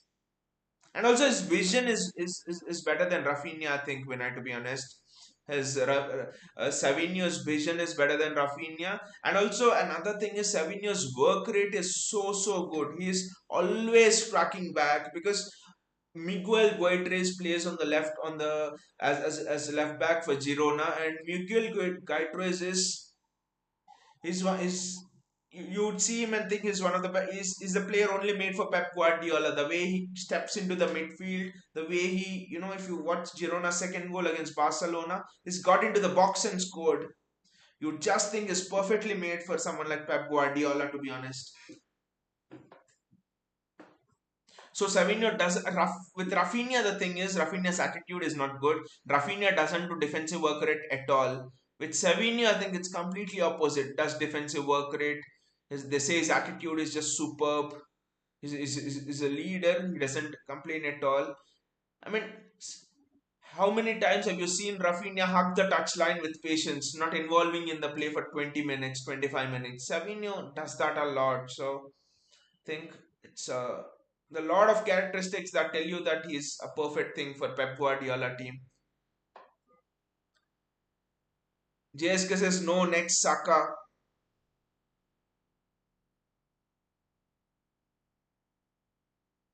Micah Hamilton. That's a penalty. That's a penalty. What a game! What a game Micah Hamilton is having! Wow, what a game, guys! Micah Hamilton is having. He's hit a goal and he's almost hit a second goal. The ball just hit out of the post, and right now he's won as a penalty. Wow, what a game Micah Hamilton is having! He wins. Hamilton wins pen.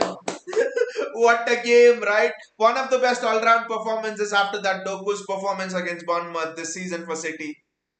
Player single-handedly. Wow.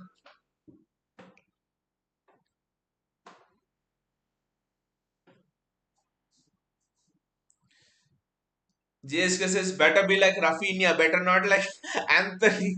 80, $100 million, 80 million pounds for Anthony. Wow. Vinay says Phillips taking pen. Is it? Is it? Yes, it is. Kalvin Phillips is taking pen. Kalvin Phillips is taking pen. But Kalvin Phillips, I've heard but Kalvin Phillips would take free kicks for Leeds as well, right? Kalvin Phillips would take a free kick for Leeds as well. Kalvin Phillips is taking the penalty. Kalvin Phillips with the pen. And Kalvin Phillips scores! And it was a very good pen as well. It was a very good pen as well. It was a very good pen. I mean, just look at the face of the guy. You just can't do anything but feel sad, looking at someone with such attitude, someone who's so good as a attitude as a human being, not working out for him. Feels sad, but it is what it is. It is football.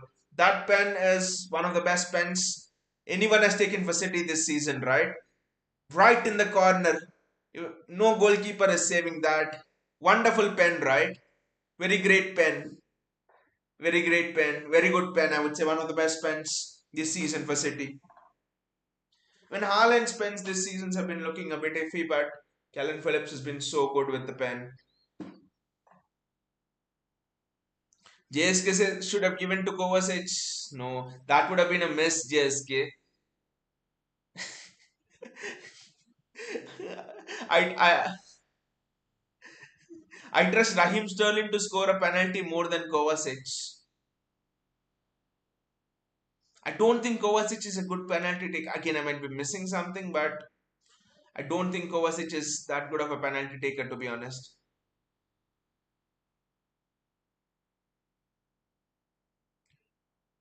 But again, good to see Calvin Phillips. He almost signaled to the fans there after scoring the goal as if this could be his last game for City. But again, the man of the match for this game is Micah Hamilton. Again, came out of nowhere. What a guy! What a guy!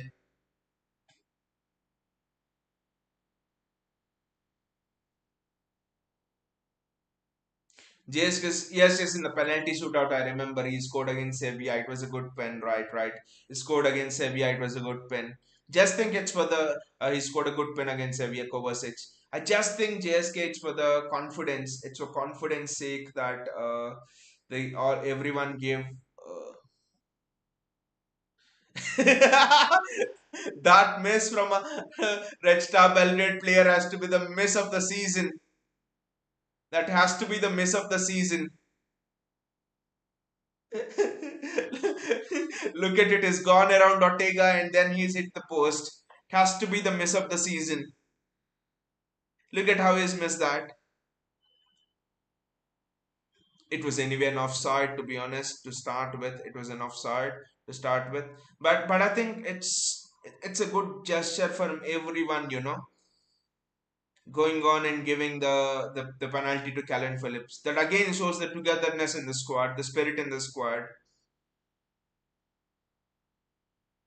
I think it's this same spirit that has actually carried us through that. Uh, it has carried us through the tough period last season. That mid January, entire January, and the starting of February, when everything was tough against us. It's the same spirit that carried us through the last three matches. Well, last Spurs, Chelsea, when the results weren't against us. Luton first half. I thought I literally thought at a point after Luton first half that are we gonna even finish in the top four this season? That was a genuine thought because 1-0 down to Luton and there was no way we could score, no creativity. But then I think it's the spirit that has guided us in that match. Our the spirit among all of those players. Bernardo Silva coming on.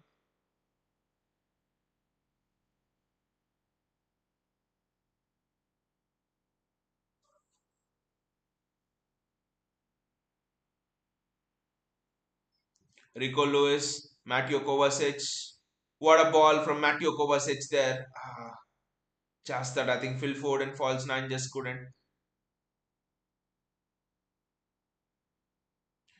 get it up in his stride. Rico Lewis, this is a ball down the channel. Rico, that's a very good ball. Foden just couldn't get there. Susoho also just couldn't get there. Interesting. Susoho is playing as a cam, attacking midfielder. So I think he is an attacking midfielder, to be honest.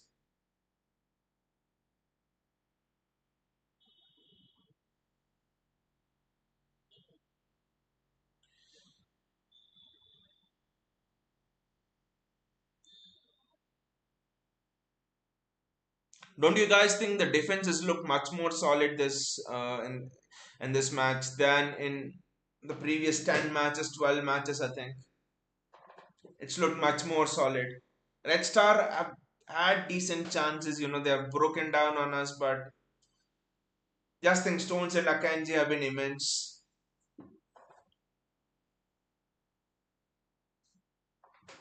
It's a corner for Red Star Belgrade now. And Red Star Belgrade score again. It's 3-2. They score again. I think it's Oscar Bobb who's lost his marker, but I don't know who's arranging people back there at the defense.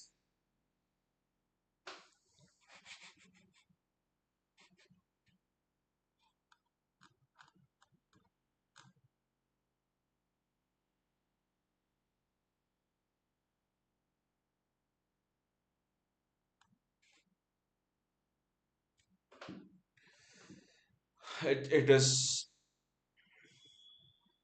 I think it was Oscar Bobb. It was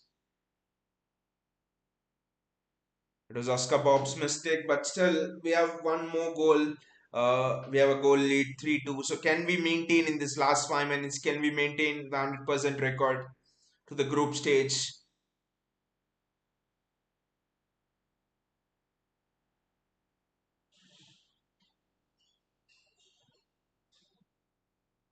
I think Sergio Gomez seems to have pulled his hamstring. I think his It seems like that. I don't know.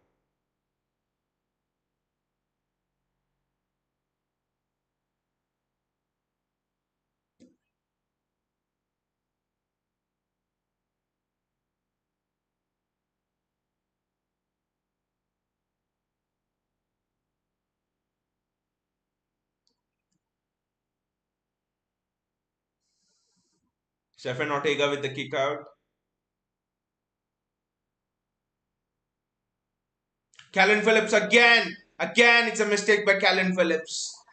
Ah, I agree that it wasn't an easy one. It wasn't an easy take, but it's again a mistake by Kalvin Phillips. Bernardo Silva, Oscar Bobb. Oscar just make the run across. I think Oscar Bob should have gone earlier there. But anyway,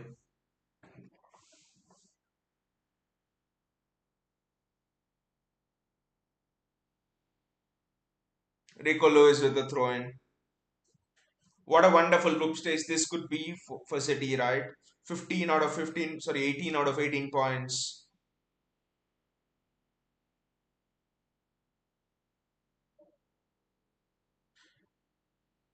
Good presence of mind by from Sosua to give the ball back to the goalkeeper. Play in Micah Hamilton once. Sergio, play in Micah Hamilton. Use Micah Hamilton.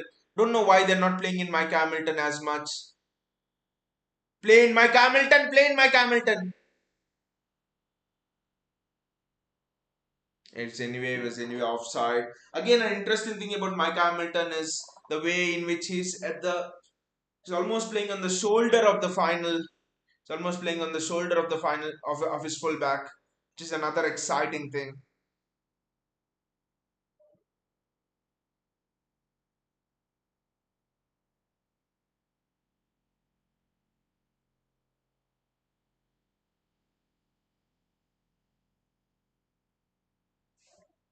That's a wonderful thing by Oscar Bob and Bernardo Silva. Bernardo Silva. Bernardo Silva has to play in Micah Hamilton. He's played in Micah Hamilton. Can Micah Hamilton do something? I think that's a penalty. That's a penalty. That's a penalty. VAR will check it, but I think that's a penalty. Nathanak is there to sweep it up, but I think that's a penalty. That's a penalty at the other end, I think.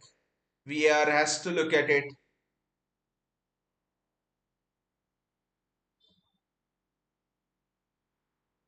Rico Lewis, Bernardo Silva giving the ball away.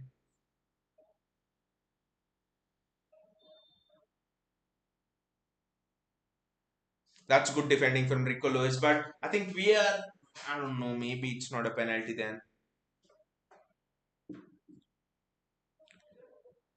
It's the final minute.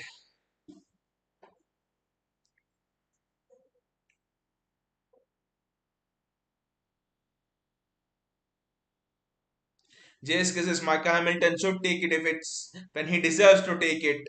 He deserves to take it. But then it's interesting, right? He switched wings in this half, right? That's something I noticed, but because he's played on the right on the right wing in the first half, and in the second half he's played on the left wing and he's actually looked more threatening on the left wing because he's a right-footed player and he can come inside. He's looked more threatening than Jack Grealish, to be honest.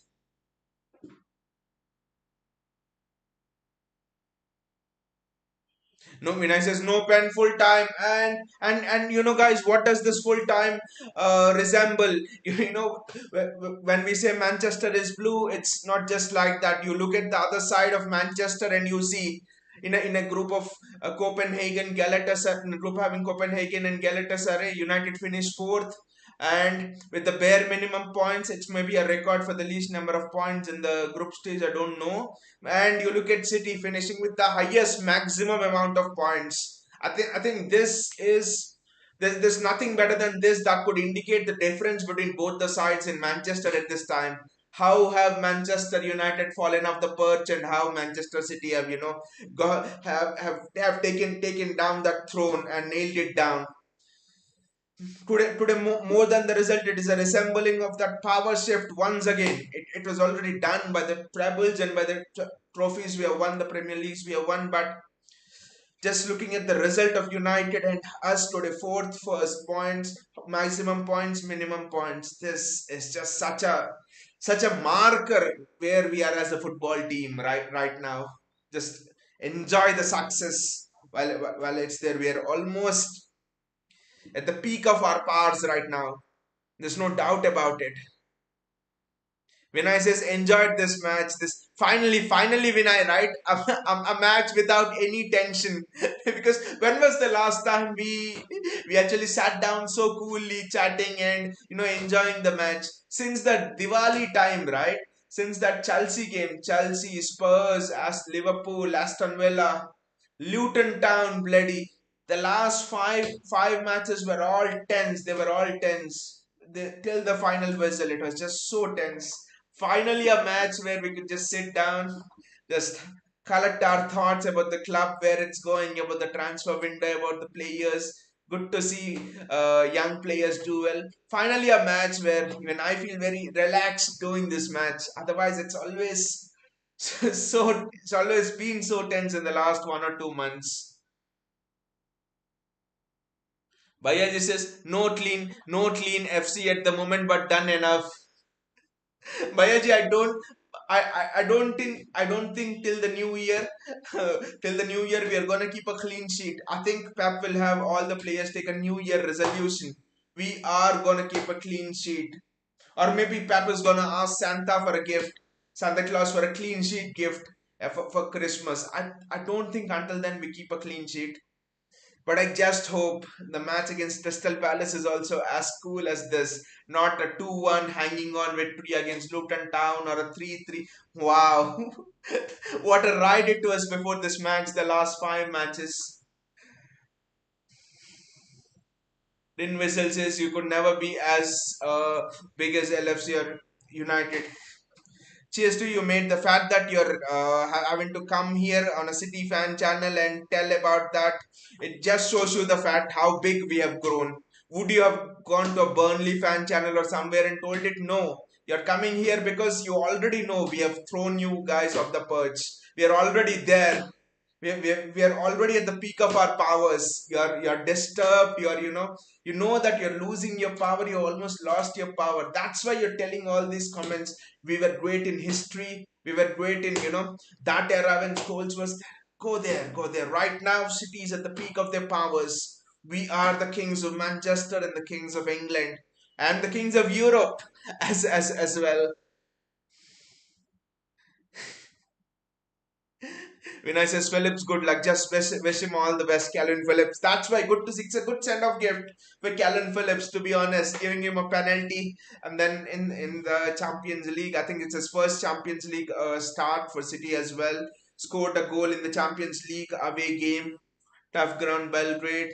And good send off for Kalvin Phillips, I'm thinking, unless something turns around. Vinay says, happy with what we are. We are at the peak of our powers, Vinay. Those guys, United, not everyone, but United fans, Liverpool fans, what he was telling you, they're worried that they're not great anymore. That's why they're coming here on a city sub and commenting, to be honest. Otherwise, if you're not disturbed, if you're not worried, why would you come to another rival fan channel and tell there that I am great? How many times have you seen an Usain Bolt come on to the media and tell I am great? You don't do that, right? Only if you're not great and you want to pretend in front of the world, you do that. I am great. Payaji says, any land, island. Wow, wow, Payaji. Fantastic, fantastic. These one-liners you come up with, Bayaji, fantastic. इस शहर का गुंडो गुंडोगान, इस शहर का गुंडा गुंडोगान, नीलैंड Højlund.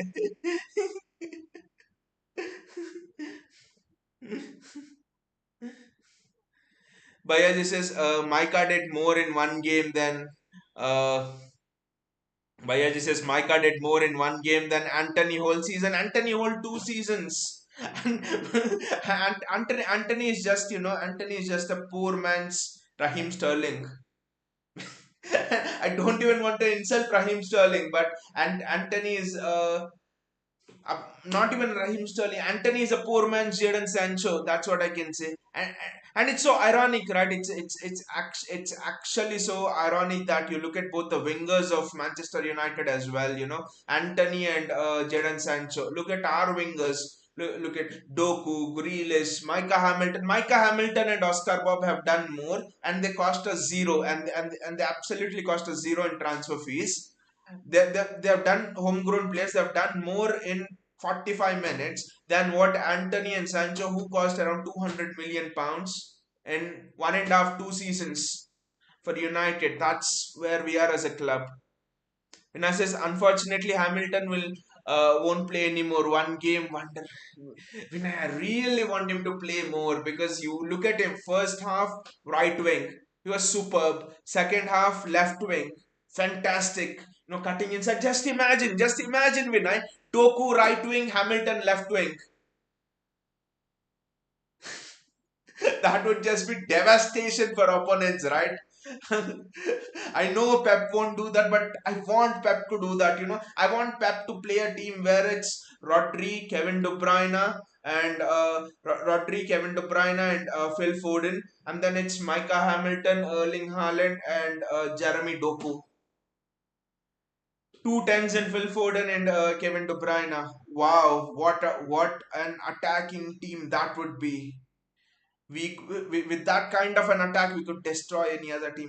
But with Micah Hamilton, I think he's done everything. He's done everything which Pep could ask him for. Right? He was very good tracking back. He was defensively good. Whenever he got the ball, never did he once lose the ball in the box. Not once. He dribbled and he didn't lose the ball. And his finishing is superb, and his finishing is absolutely superb. Actually, even Jeremy Doku, I don't think Jeremy Doku scores those goals which Micah Hamilton did. Actually, I think maybe Hamilton's finishing is better than Doku's in a way. Bayaji says Micah made things happen out of nowhere. Must keep him around. Exactly, that's rare, Bayaji. That's rare. Some, it's rare for a youngster on his first Champions League night debut. He's not been even given 10-15 minutes here and there, if I'm not wrong. But he's just started this game, and he's suddenly space opens up at near post. Foden, not Foden, Grealish and other people are waiting on the other side. He could have crossed the ball. He didn't shift the responsibility. He dribbled. He took the responsibility. Near post, bang. I genuinely don't think any of our wingers can score that goal right now. Doku, Grealish, which Micah Hamilton scored in the first half. He made things happen out of nowhere, and that is such a rare quality. And he wasn't even flamboyant as well. He didn't have to do 2, 3 step overs. One one movement and is off. Fantastic. That slight burst of pace in that 1-2 seconds from Micah Hamilton is just superb.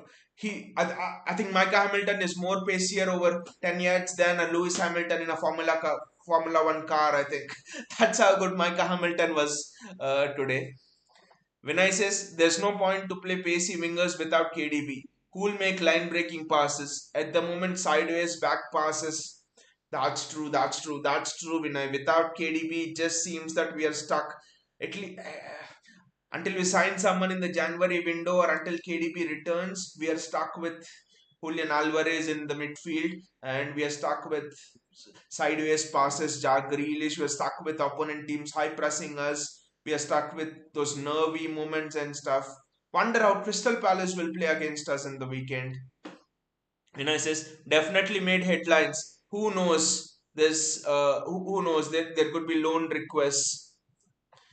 Micah Hamilton is another interesting thing because we had Carlos Borges in the academy and he didn't get any minutes. But I don't know what Pep saw in Micah Hamilton that he's given him minutes. So there must be something in there for Micah Hamilton, to be honest. Let's hope that Micah Hamilton gets chances, at least in the FA Cup, if not. This is why we didn't want to go out of the Carabao Cup. What to do when you play Kalvin Phillips as a DM? Definitely, Phillips was again good today, but Sadly, he has to go. But honestly, player of the match, Micah Hamilton today. And Pep has to keep him around the first team setup. Definitely looks one of the most brighter talents that have emerged in those wide positions after a long, long time since Leroy Sané and Raheem Sterling. Have to keep him. What a talent Micah Hamilton looks like. True. Anyway, guys, thanks a lot. Thanks a lot for joining me on the chat. Thanks a lot, Vinay, JSK, Bayaji, and Kaundinya. Thanks a lot for all of your comments and stuff. And it was a wonderful discussion today, as it always is. And I enjoyed the match after a long, long time. I mean, in a way that it was not tense. Always enjoy City matches watching with you guys, but today it was not tense and we were a bit relaxed and stuff. Thanks a lot, and